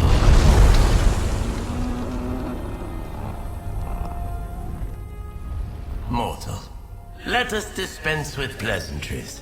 You are here to master scribing, to amplify the power of the altar and walk in the footsteps of the Archmagus Ulfsild. In short, her inheritor. Do I have that right? Fascinating. I sensed the power of the Indrik about you, so clearly you're here seeking my approval. In a way, that's acting as Ulfsild's inheritor. Can we at least agree on that?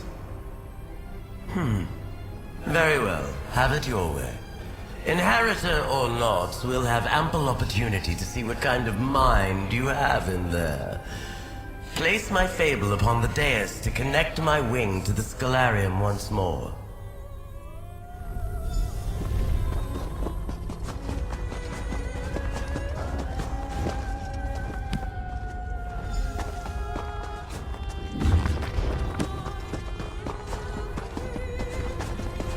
We rejoin the Scholarium as it should be. Let's converse. Mortal, it's been some time since I had the pleasure of real conversation. I may have begun this relationship on the wrong wing. What do you say we begin again? I am the dragon, a being of purest magic, intellectual, and enjoyer of riddles. I am endlessly fascinated by the world inside the mind, the universe within. And what are riddles but a shift in perspective? Even the smallest question can lead to an entirely new worldview, if asked at the right time. I want to see if you have a mind for riddles. I've written a series that will whet your appetite for greater challenges to come. If you can decipher all of them, oh, well done. But you need only complete those which most appeal to you. Ulfsild struggled with my puzzles alone. It was her choice, but it made her miserable. You, mortal, are welcome to confer with others to solve these riddles. Ulfsild's inheritor or not, this will be fascinating to watch. Good luck. Which riddles will you solve? Which ones will you seek help to solve? Choices made are so instructive, so revealing. Don't you agree?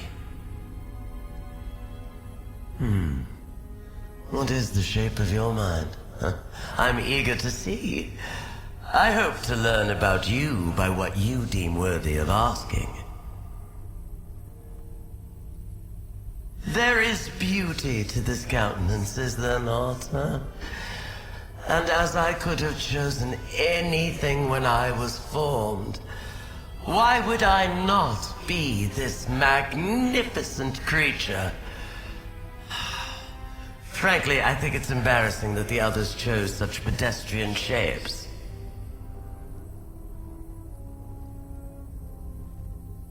I exist because of a confluence of magic beyond the bounds of mortal influence. I was not born from a magical accident or a summoning gone awry. The ebb and flow of Aetherius and Nirn were my parents. A small riddle for you then. Why was I born? Neither do I. That's why the mind fascinates me, mortal. It exists without purpose, but is beautiful in its complexity. And a riddle is a rock thrown into the pool of your contemplations. How could I not find that endlessly fascinating? If I must, the others are fine. Luminary. I've never been overly fond of that term. Ulfsild was insistent that for scholarship she needed a word, a way to refer to us. It suffices, I suppose. A pompous old goat with an inferiority complex. He is terrified the power we wield might be misused. He spent centuries of existence wishing he, and by extension I, did not exist.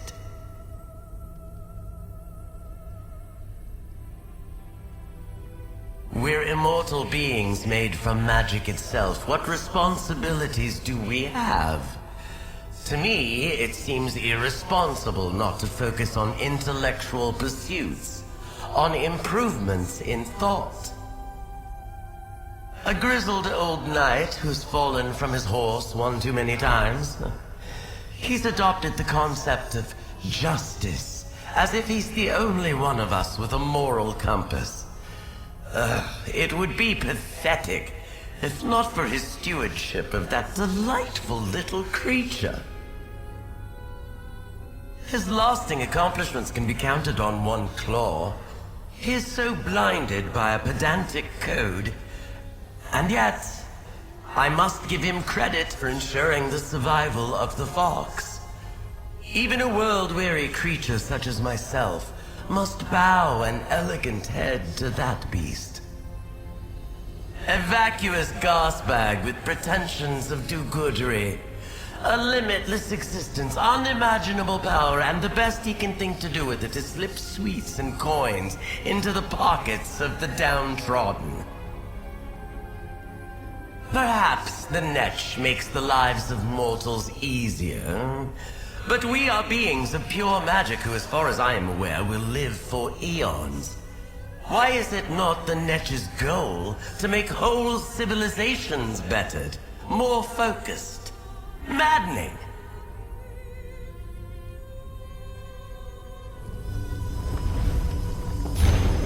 Even if your allies tell you the answers, you'll still need to complete the tasks yourself.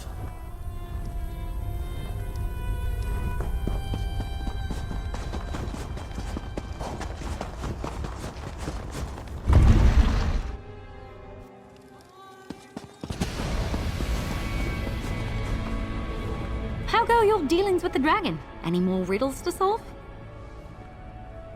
Interesting. Not quite what I expected. The riddle of the hunt here sounds like she wants you to slay beasts and monsters in Reaper's March. It's similar to the riddle of the battle, except that's more specific. The riddle of the battle has you slaying not just monsters, but the strongest foes in all of Reaper's March. You may not want to face them alone, but that's up to you.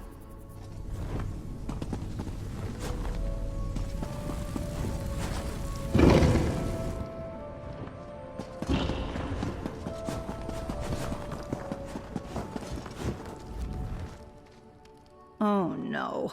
You're going to ask me to help you with whatever that is you're holding there, aren't you? It's not a riddle, is it? Let me see. The riddle of the game. Prestige and patron's love. That sounds like you need to beat someone in a Tales of Tribute match. And before you ask, no, I don't have time for one. Not that you'd beat me anyway.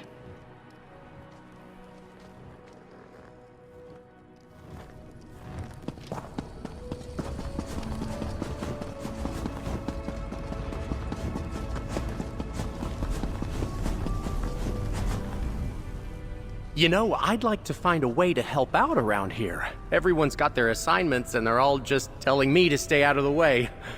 I do that well enough, but I'd like to do more. Delightful. This riddle of war here, that must be Cyrodiil. I interpret this to mean you're hunting treasures in Haynote Cave, Cracked Wood Cave, and Toadstool Hollow. The dragon's challenges were particularly taxing for Ulfsild. I hope you're not losing too many feathers dealing with her. Interesting. I wonder why she didn't recommend the same to Ulfsild. The Riddle of the Moon. You may remember Jokrin Monastery from the fable. A unique flower blooms there. I believe that's what you're meant to collect.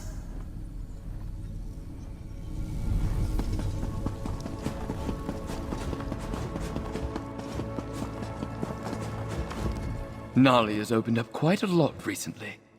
I can't tell if it's because of the riddles, the work in the Scholarium at large, or because of you. Whatever the reason, I'm glad to see her in such high spirits. What can I do for you? Happy to. Riddle of the Rich seems straightforward. You're looking for special treasures in the major settlements in Reaper's March? Lucky for you, there are only 3 major settlements in the March: Rolkar, Orenthia, and Dune.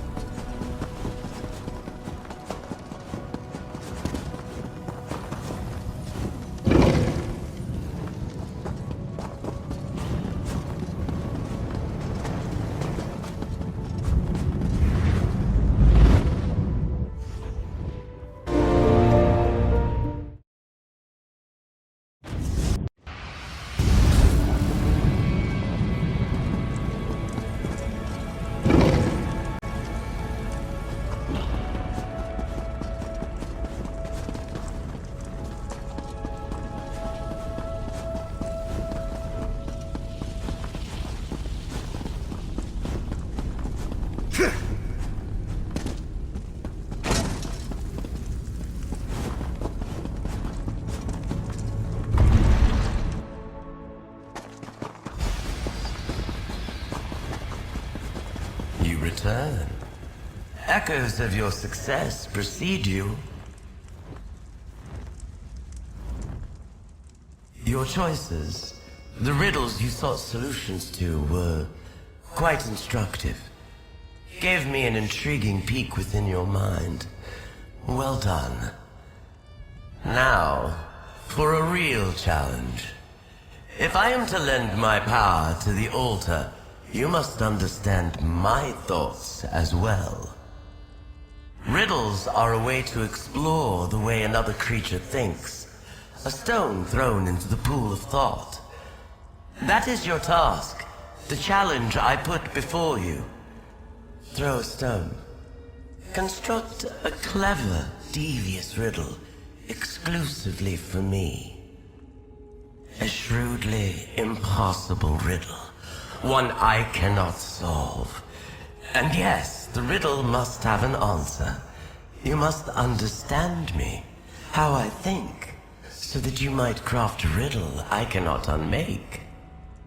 I've already given you clues, but while Ulfsild toiled alone, that was her choice, one that spoke volumes. You should reach out to your knight, consult with the crow. Whatever you must to achieve the task I've put before you. With your allies at your side, seek understanding of my mind. Craft a riddle that will confound my thinking and ensure your success. I can, of course, but too much guidance and this exercise would be well and truly academic, wouldn't it? Each of us judges a mortal's worth on our own terms. I have no interest in your ability to steal daffodils or stab Daedra, or whatever it is the others care about. Riddles are a way to observe your mastery of the mind. My domain. That's a very mortal viewpoint. Our minds are not so dissimilar. My origin may be more colorful than yours, true. But I promise you, I am no harder to understand than any other being you've encountered before. Just have a little faith in yourself. Firstly, that riddle has an answer. They disappeared. Secondly, riddles to which you do not know the true answer are not in the spirit of the trial. But then you already knew as much, mortal. What is the shape of your mind? I'm eager to see. I hope to learn about you by what you deem worthy of asking. I exist because of a confluence of magic beyond the bounds of mortal influence. I was not born from a magical accident or a summoning gone awry. The ebb and flow of Aetherius and Nern were my parents. A small riddle for you then. Why was I born? Neither do I. That's why the mind fascinates me, mortal.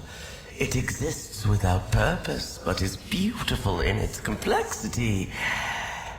And a riddle is a rock thrown into the pool of your contemplations. How could I not find that endlessly fascinating? There is beauty to this countenance, is there not, huh? And as I could have chosen anything when I was formed, why would I not be this magnificent creature? Frankly, I think it's embarrassing that the others chose such pedestrian shapes.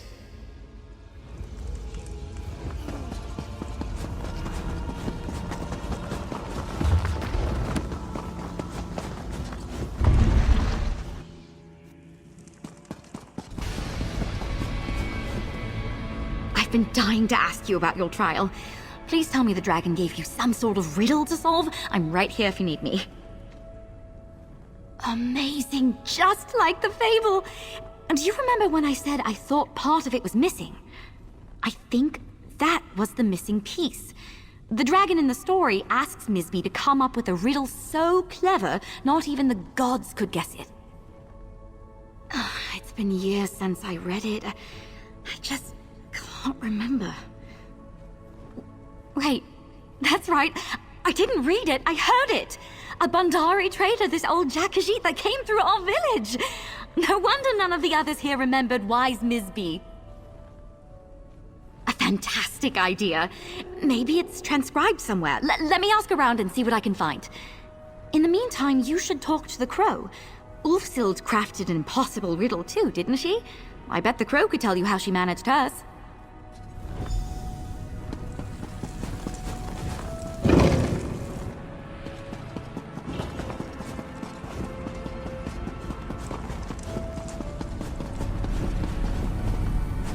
That look on your face.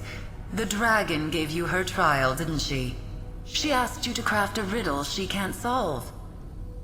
Just to warn you, there's no way the dragon will accept Ulfsild's riddle as your own. But I'm sure it would help to see the approach she took. Ulfsild left behind a number of notes. The dragon's trial was one that truly challenged her. That's excellent. I'd go looking for a focal point near the echo you accessed earlier. If I know Ulfsild, and I do, she'd have made sure her notes were somewhere nearby. I'll send Nalia your way if she comes looking for you.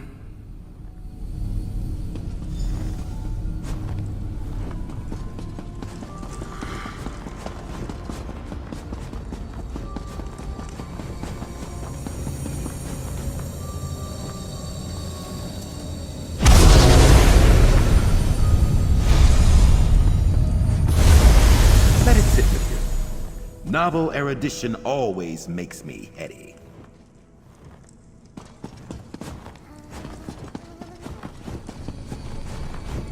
If you're hearing this, it means you found my false book. Cleverly done. And I'm glad to see you're putting the true sight lens to good use. Even if I'm not literally there to see it. When the dragon gave me her trial, I was in the midst of research on the origins of the luminaries. These ideas mingled in ways I couldn't imagine. Answer a riddle, though I cannot hear what you say. What can you give and receive, but never borrow?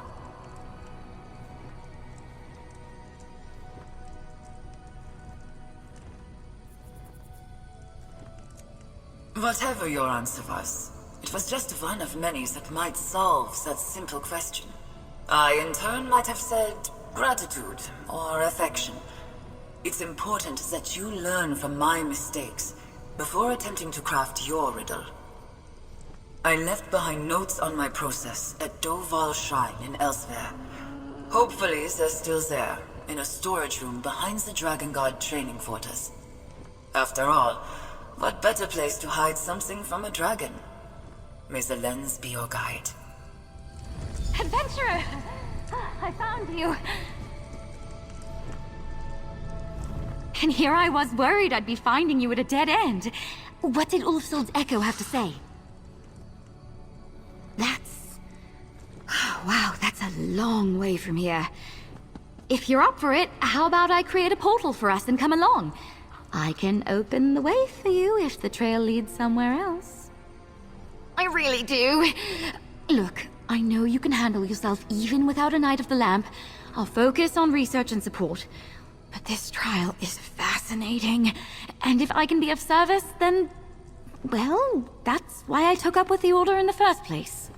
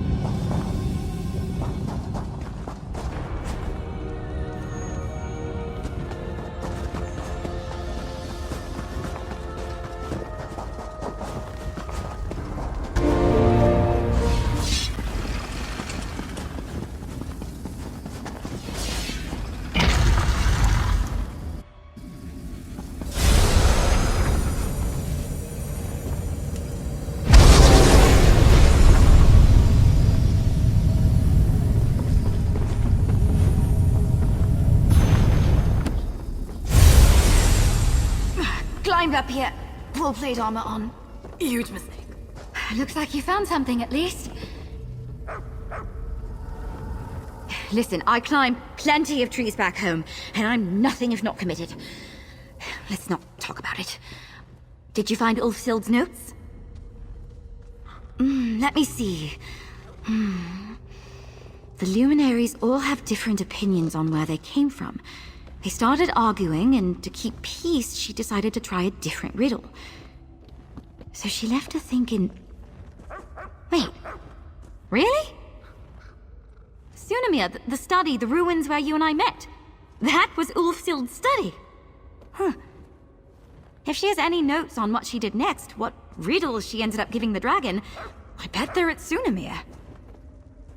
One portal to Ulfsild's ancient study coming right up. At least we won't have to do any climbing this time. Let's go. Sunamir.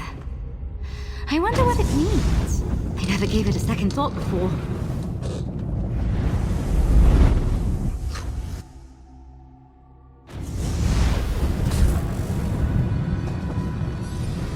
That's right. This portal closed once I brought the others through. That Ulfsild echo is still quiet. Is there anything else hidden around here?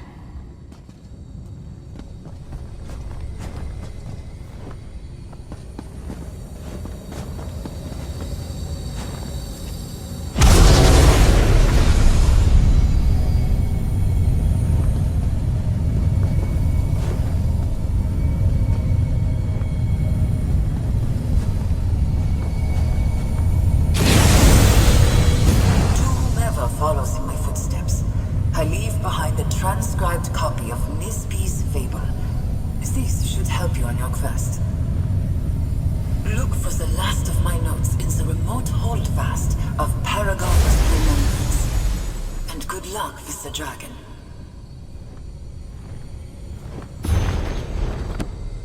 I knew I wasn't crazy about Misby. Oh, this is so interesting. Sounds like we're off to Paragon's Remembrance in Hrothgar. Allow me, adventurer.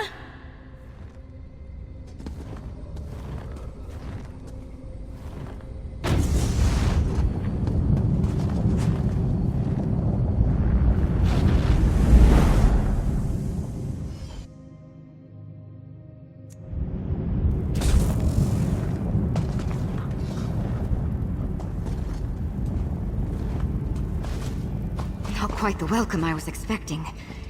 This place must have been very different back in Ulfsild's time. I'll guard your backside. Head in, and I'll be right behind you.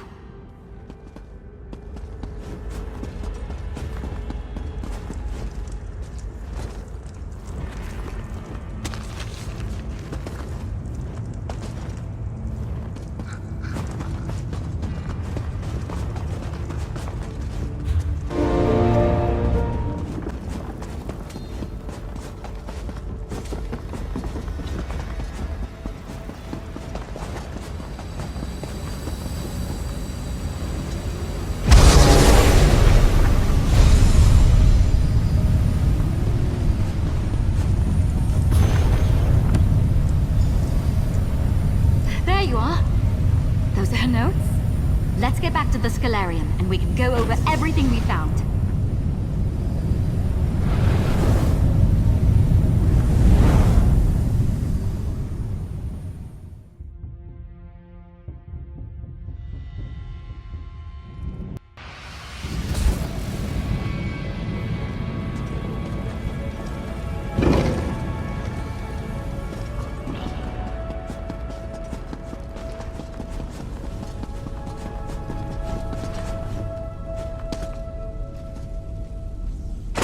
That was certainly an adventure, wasn't it? A jaunt through ancient ruins to craft an unsolvable riddle. Not what I expected when I woke up this morning, but exactly what I needed. What was in her last notes? Anything that will help? Let's see. Ulfsild made a riddle that started a fight among the luminaries. Then she took cues from the Misby fable and tried to craft an impossible paradox. A paradox? Wait, could it be that simple? Ulfsild says here she told the dragon how to recognize her inheritor, but she told you not to say yes when the dragon asked. That's it! Ulfsild set this up for you all those years ago. Your riddle is, am I Ulfsild's inheritor? But that's just it! This riddle is perfect for her mind. She loves puzzles, twisting things around in her head. What's twistier than a paradox? That's it, I think. Go ask the dragon if you're Ulfsild's inheritor and complete that trial. This is what Ulfsild's notes were pointing to. I know it. After everything we've learned about her, I don't think she would have sent you on this tome chase for nothing. I know this is what she wanted you to do. But, just in case, good luck. Keep in mind, this is just what I think happened, all right? Ulfsild knew her days in the Scalarium were limited, so she left behind all these echoes, notes, and fables you found along the way. That worked for the other luminaries, who would test you on their own terms. But, by her own admission, Ulfsild struggled with the dragon's trial. She wanted to make sure whoever followed in her footsteps didn't have the same problem. Right. Ulfsild told the dragon signs to watch out for, so she would know for certain you were Ulfsild's inheritor. Then she left behind instructions for you, or someone like you, so you could make sure the dragon wouldn't know where you stood. Exactly. If the dragon says you're Ulfsild's inheritor, she answered your riddle. But you never claimed to be, which, from what Ulfsild told the dragon, means you are. It's a loop the dragon could run forever, the kind of puzzle she loves.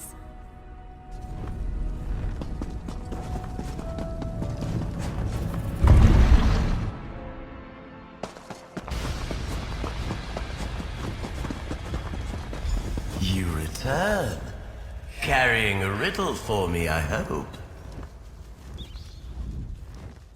I have been sitting here mulling what morsel you might lay at my feet, mortal. I honestly hope I am not disappointed. Out with it. What is your riddle? How do you know what Ulfsild told me? Unless you are her inheritor. You never claimed to be.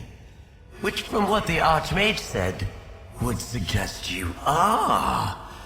If you are, then I've definitively answered your riddle. Now, if the question has an answer, you haven't brought me an unsolvable riddle. But then that would mean you aren't her inheritor. And then how would you know what Ulfsil told me? And we're right back where we started. Clever. Very clever. I do. You have a mind for riddles. And even from all those years ago, it's clear Ulfsild wanted you to have my support. I find you worthy of my power. Take my sigil to the altar, inheritor. Or pretender. Whichever you are. Your wisdom and wit have proven your worth. Accept the power of the dragon, mortal. And may you prove clever enough in its use.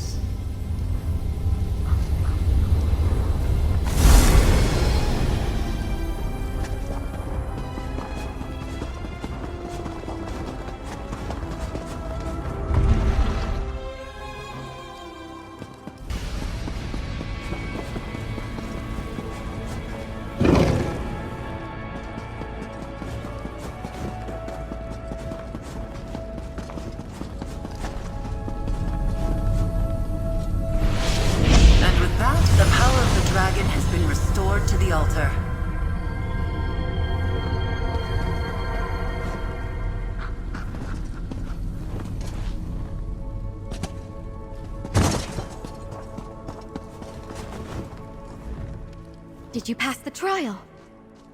That look on your face! The riddle did the trick! Congratulations! You can never be certain things will turn out in your favor where dragons are concerned. Even if she's not a traditional dragon. Hey now, this was a team effort. And of course, Ulfsild herself set the stage for our success all those years ago.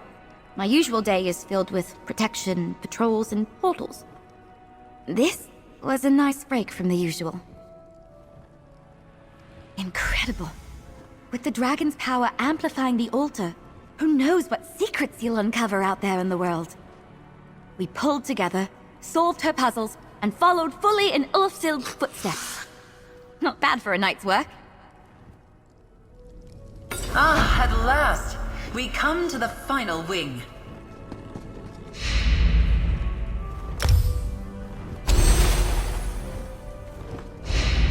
Tantalizing. Marvelous. Truly glorious.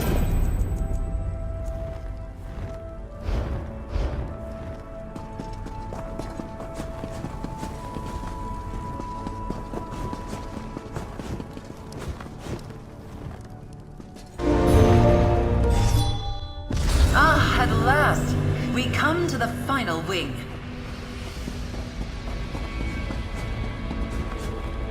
You perch atop a mountain of accomplishments. An interloper no longer. You've unlocked the wings of the Netch, the dragon, the Gryphon, and the Indrik. Now, only a final door remains. It is, and beyond lies your final trial to restore the Scalarium. Your proctor for this test shall be me. As you may have already guessed, I am the last luminary who might lend their power to the scribing altar. The Wing of the Crow. When we first met, I said that it was up to the luminaries if you would be Ulfsild's inheritor. Now, you face a test unlike any you have seen before. There is an echo of Ulfsild nearby. Listen to it, and then we fly.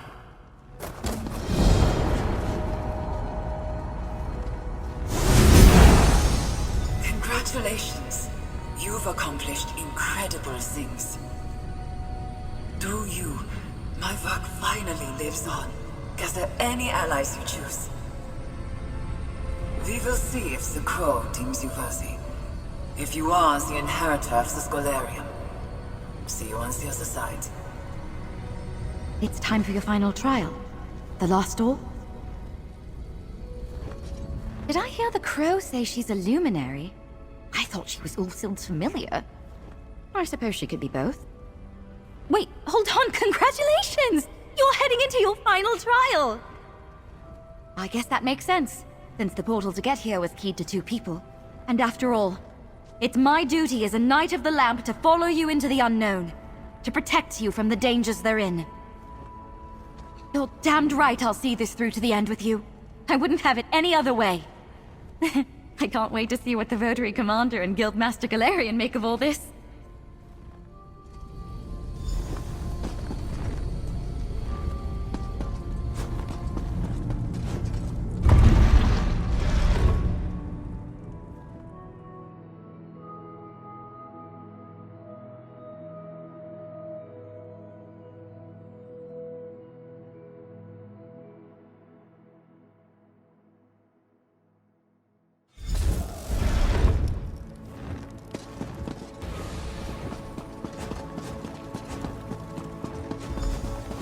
This must be the Crow's domain. Incredible! Maybe those echoes can tell us more.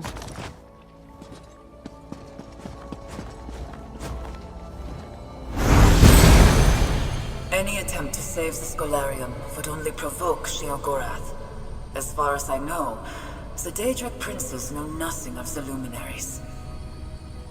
I have to seal this place away, so it feels like locking away parts of my heart and soul. I suppose in some ways, it is.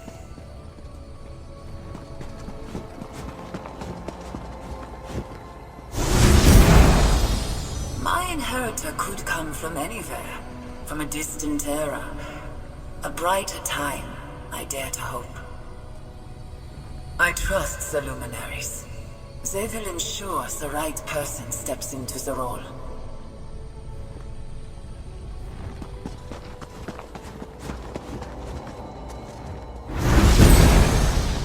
This ritual has taken everything I had, and more.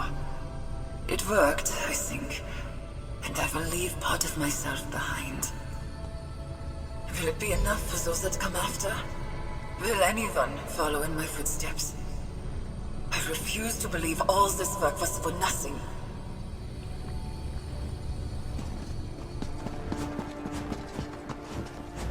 These echoes must be from Ulfsild's final days here. They're so personal. And unfortunately, none are quite as instructive as the ones she left in the Scholarium. So far, they're just reinforcing what we already knew. Ulfsild sealed away the Scholarium to protect it from Sheogorath. Kind of lovely, actually, the way she said it was for the luminaries. And there was that bit about a ritual. Did you catch that? Maybe it was the sealing ritual, something she left behind to protect the Scholarium. She described it as a piece of herself? Wait, the echoes, look! What are they pointing at?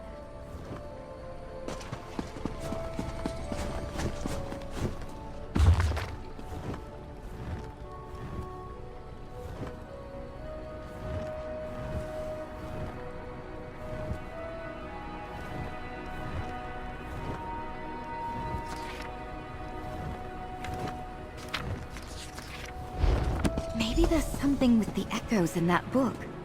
See if they have anything more to say.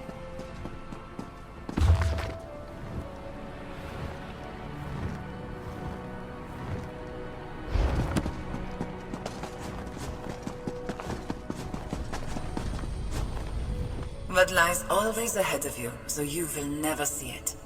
What is always coming, but never arrives. Existence itself is a mystery.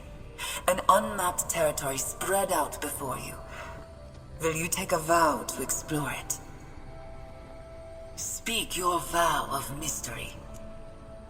Your vow has been sworn.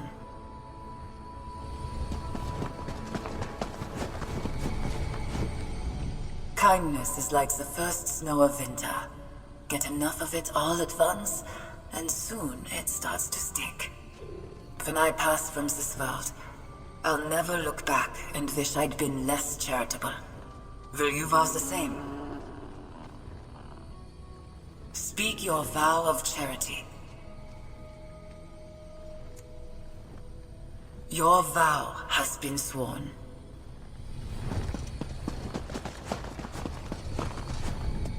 Relationships do not lose their worth when they end. You can carry some van Vissu in other ways. But while it lasts, there's such joy in loyalty to one's friends. How will you vow to respect them? Speak your vow of loyalty. Your vow has been sworn. You understand, and you are ready to take the next step.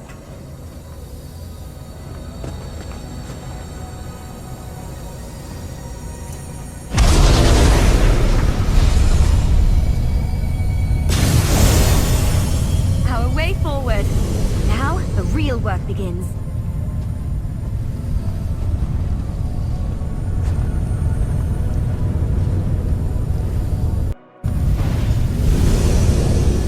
Welcome to the Labyrinthian, or at least my version of this ancient maze. Welcome to my roost, to the wing of the crow. I am a luminary just like the others, though I'm the youngest of our number by far. Right now, my fable lacks a fitting end. I hope that you and Nalia can change that. Pin feathers, mortal. When we first met, I didn't know your quality. I spent many years in solitude, guarding and hoping to guide. Now, here we are. You, a worthy inheritor to Ulfsild's legacy. Me, the proctor in your trial. Are you ready to begin? I shaped my domain to be the perfect trial space, based on Shalador's Labyrinthian. It will finally prove you are the one I have awaited. Showcase what you have learned in your journey to master scribing. We start here, in the Luminary Antechamber. Ulfsild named us Luminaries, magical lights in the darkness. This puzzle asks you to set braziers ablaze in honor of that name. Just think back to your time with the dragon. You know everything you need to complete this puzzle. Good luck.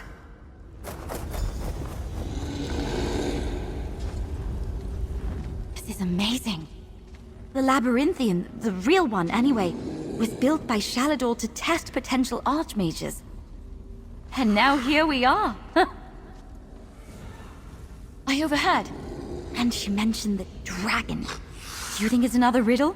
Magnus, I hope so. I bet this is an opportunity for you to use Ulfsild's lens to get things started. I'm here to help, my friend. Just talk to me if you need a quick way to put out the flames and start again. I've got a spell for that. Here we go.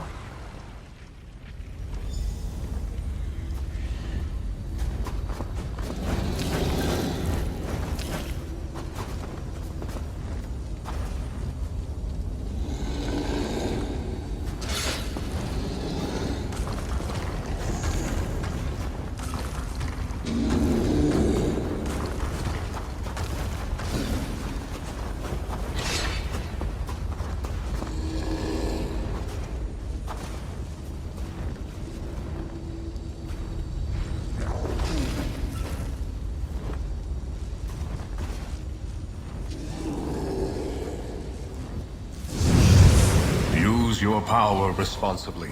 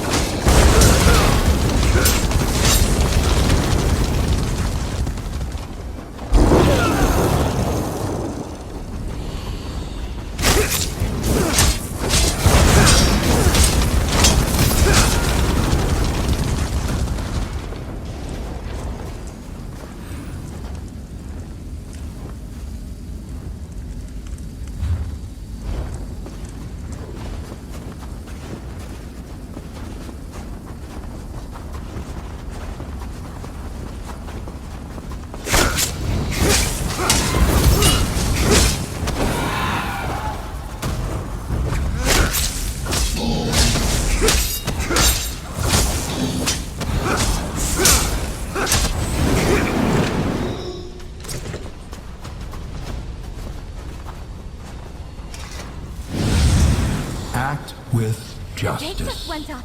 You did it!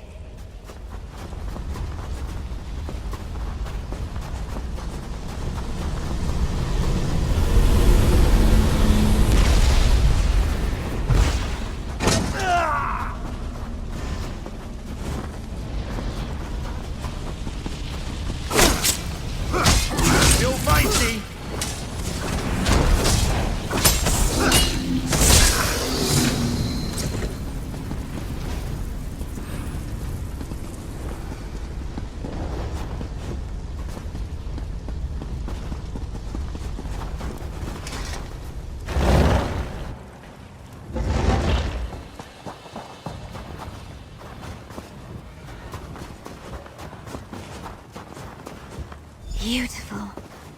But I bet that's a quick trip down. Hello, friends. You're not meant to go straight down. That's why I'm here. It's you! Hi, it's me. When the Gryphon told me you'd entered the Crow's Wing, I knew you needed me. After all, Ulfsild told me you would. I'm supposed to help you get past this next bit. Yes, see? Just like your knight said, we're pretty high up in the air. The way forward is on the far side of this maze chasm thing. The path to get there is very narrow, and invisible, and mostly marked by scent. But that's why I'm here. There are a couple of wards along the way. You reveal and break them, and I can dig to reveal the path. Easy. Remember, we have to move quick. And, don't look down. I can sniff out the path as you break the wards. Dig. Here's a focal point to start you off. Watch your step.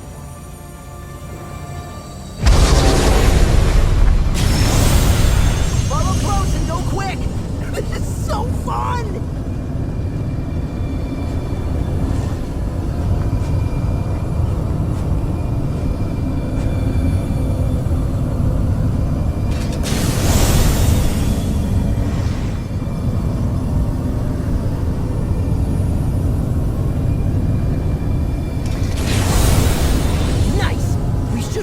Get to the next platform.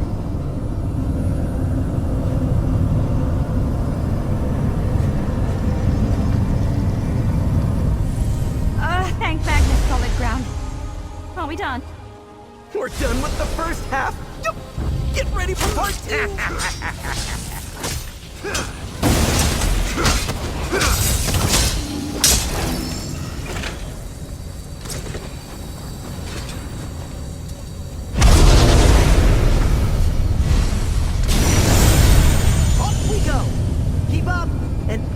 For those wards!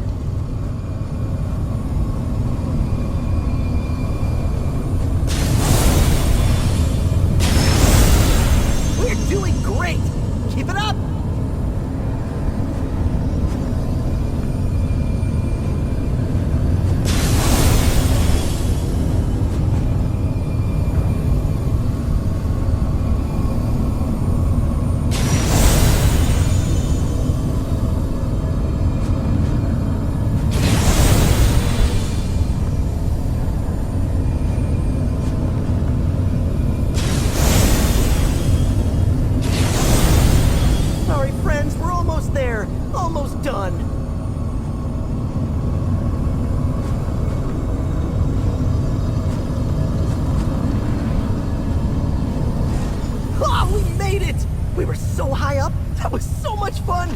Great. This is where I leave you.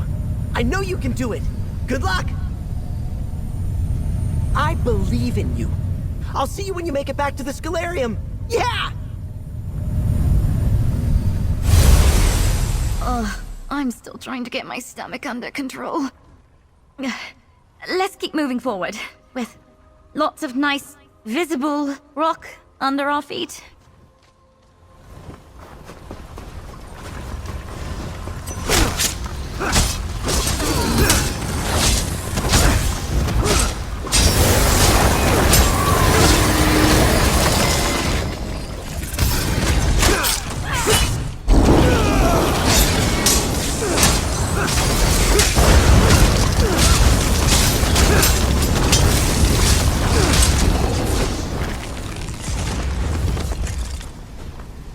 Mora's twitching tentacles. I'm glad that's done.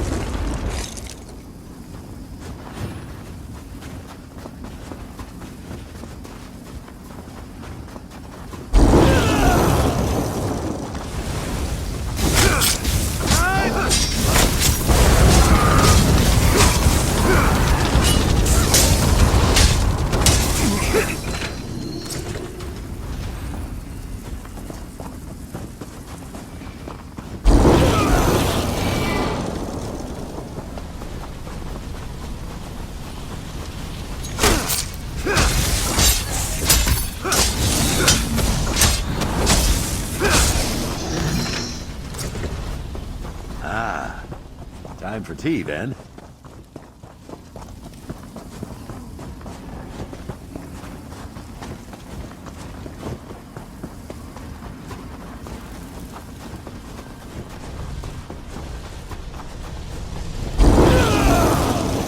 Make better choices!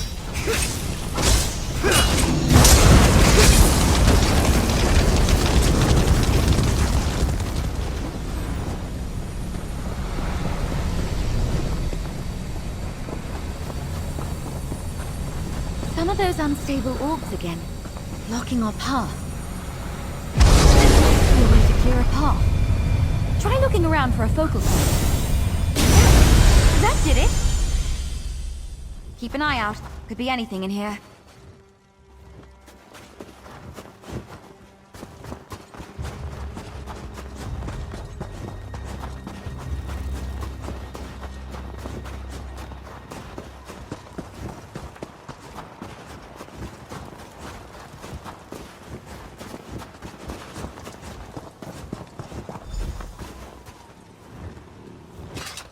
Adventurer, welcome to the end. You've overcome innumerable challenges, and you stand poised to fulfill the legacy left behind by Ulfsild all those years ago. You are the inheritor of the Scalarium. You've collected grimoires, scoured the world for scripts, and scribed powerful spells and skills. You have power, Inheritor, and I want to see you demonstrate it. No matter how clever or compassionate we are, we must fight for what we believe in. Gather your feathers, use what you've learned on your journey, and defeat the beast of the maze. Good luck. Rise, Art-Area! A fight, is it? This I can do. Prove yourself, Inheritor. Oh, watch out!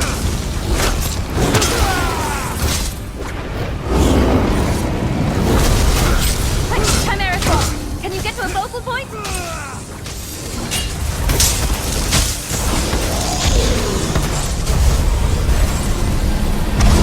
It has to be conjured from a wall!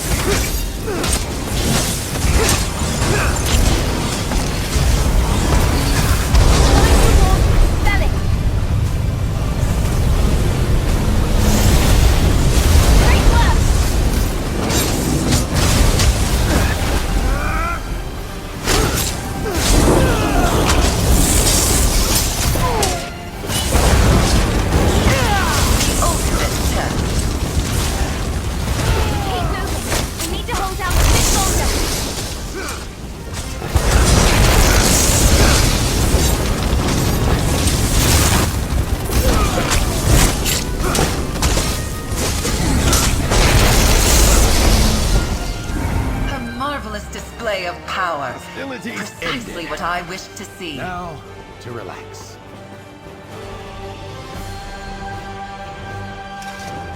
Talk to the crow, my friend. I have to find out how this turns out. Art-Harioth could meet no more fitting end. Inheritor, you've come all this way on the wings of fables. Let me tell you one final story. In the last days of the Scalarium, Ulfsild's heart was filled with sorrow. Ulfsild gave up so much to develop the art of scribing. The Scalarium was her home, and the luminaries were her family. On the precipice of losing everything, she spread her wings and soared. She enacted a rite, the ultimate act of scribing. She gathered every scrap of evidence she found during her time with the luminaries, and created one of her own. A wellspring of magic, the heart of the Scholarium, was expended through the scribing altar. And I was born. The scribing rite flashed the Archmage's mind upon the gathered power. And so, I am her, from that moment. I went from woman to crow, and had precious little time to speak with myself before the Scholarium was torn away. I am the crow, a piece of Ulfsild left behind to see scribing passed to you, to the world. The luminaries. Look! She wisely used her power to ensure her legacy. Ulfsild's keen mind ensured you could follow in her footsteps. She was a fierce protector, defiant for what she cared about most. Her compassion lifted everyone around her, just as it lifted you. I am the shadow of a singular person, a being born in sorrow, but filled with hope. I have soared on the winds of magic for centuries to be here with you today, Inheritor. I was Ulfsild, it's true, but after all these years, I much prefer my feathers. Only two things remain: who will tend to the Scholarium, and the location of the final sigil, the last bit of power needed to amplify the altar. I have watched you and Nalia as you have struggled through the trials. Life is a maze. Legacies are a blessing, and the burdens of both should not be endured alone. You are a master of scribing, but I can already sense other adventures await you. Indeed. Nalia, Knight of the Lamp. Do not shirk from my gaze. You have proven yourself, side by side, through challenges of the mind and heart. I would have you take up the mantle of the Scholarium's librarian, its master. Excellent. Then that just leaves my sigil. Ulfsild's sigil. After she completed the rite and left me to safeguard the Scholarium, she took that symbol with her. I sense its final resting place, along the water's edge in the hold of Eastmarch. Hang on. Me? Tend to the Scholarium? What will I tell the Rotary Commander? In the meantime, let me get that portal to Eastmarch going. You'll do just fine, Knight. I will await both of you back at the altar.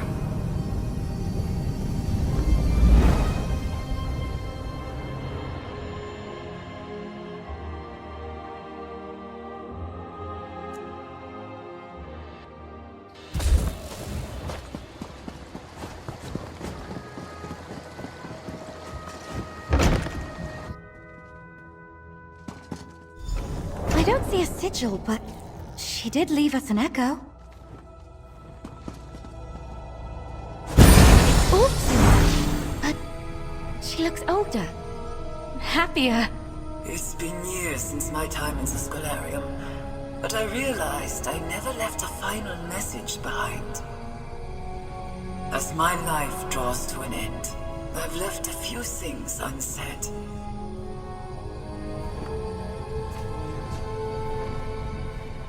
I'm certain history won't carry on my name. I never sought recognition. I created scribing to understand magic better, to understand myself better. But of course, my journey did not end when I left the Scholarium. The ritual to create a luminary took an enormous toll. It took years to recover, and Shaladov was long gone by that point. It was a dark time. But it wasn't the end of my story. Dark chapters are just that. Moments in time. Downturns in the tale. Things got better. I found new purpose. Students eager to learn. New partners in research. And new partners in life. When I was a young woman, I was obsessed with the Scholarium. With the power of the luminaries. As I cast this echo, surprised how easily the magic came back to me. I have much to be grateful for. I'm a respected hedge wizard in Skyrim. They know me only as a compassionate, wise teacher. Which brings me back to you. I know you didn't walk this path alone. I made sure of it. I hope it was worth it. Take from this place the sigil of the Crow, and know that Ulfsild the Evergreen never forgot her magical friends. My days will end soon, I think, but they end happy. With me at my little desk, in my little home, scratching away in some journals. My fable, my story, ends where it began. Now go, and scribe your own. I will. We will. I promise. That sigil has been waiting a long time for us, friend. Go on. Take it.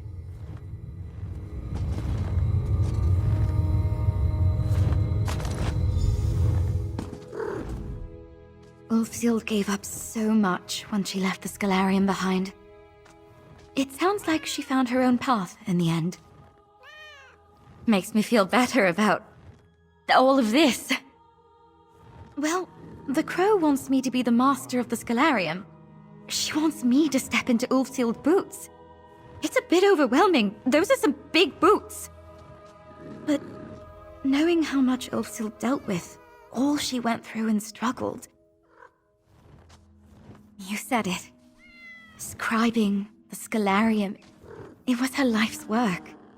If I can help keep it going, maybe even bring it to others through the guild. I can think about that later. Let's get the sigil back to the altar. Finish what we started.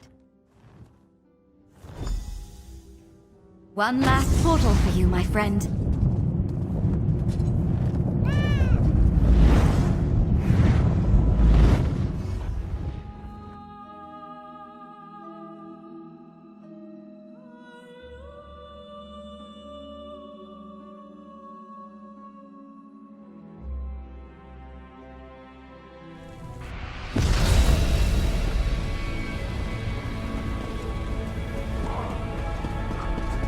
Ulfsild left behind the sigil. Your sigil. She had a long, happy life after the Scalarium, Crow. I'm relieved to hear it. The altar is yours, inheritor.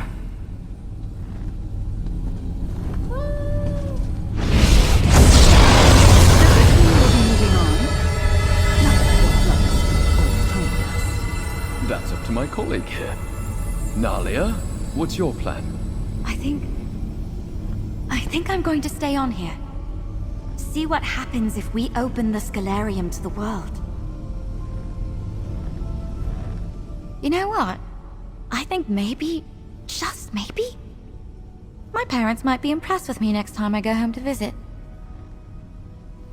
I'm going to start by convincing the Votary Commander to keep me assigned here. Scribing is a lost art form because Ulfsild worked alone and in secret. If we open the doors of the library to the guild... If there's one thing about the adepts of the Mages Guild, they love an intellectual puzzle. Maybe someday, there might be an altar like this one in every guild hall across Tamriel. But that's for tomorrow. Today, we owe you an enormous thanks. The altar is completely restored. Every wing of the Scalarium is open and humming with power. And it's all thanks to you. Together, you and I returned scribing, returned Ulfsild's legacy to the world. I can't wait to see what you make of it. So, how would you feel about us opening our doors to the guild? Truly letting the world appreciate Ulfsild's legacy firsthand. I believe Ulfsild the Evergreen would have loved that.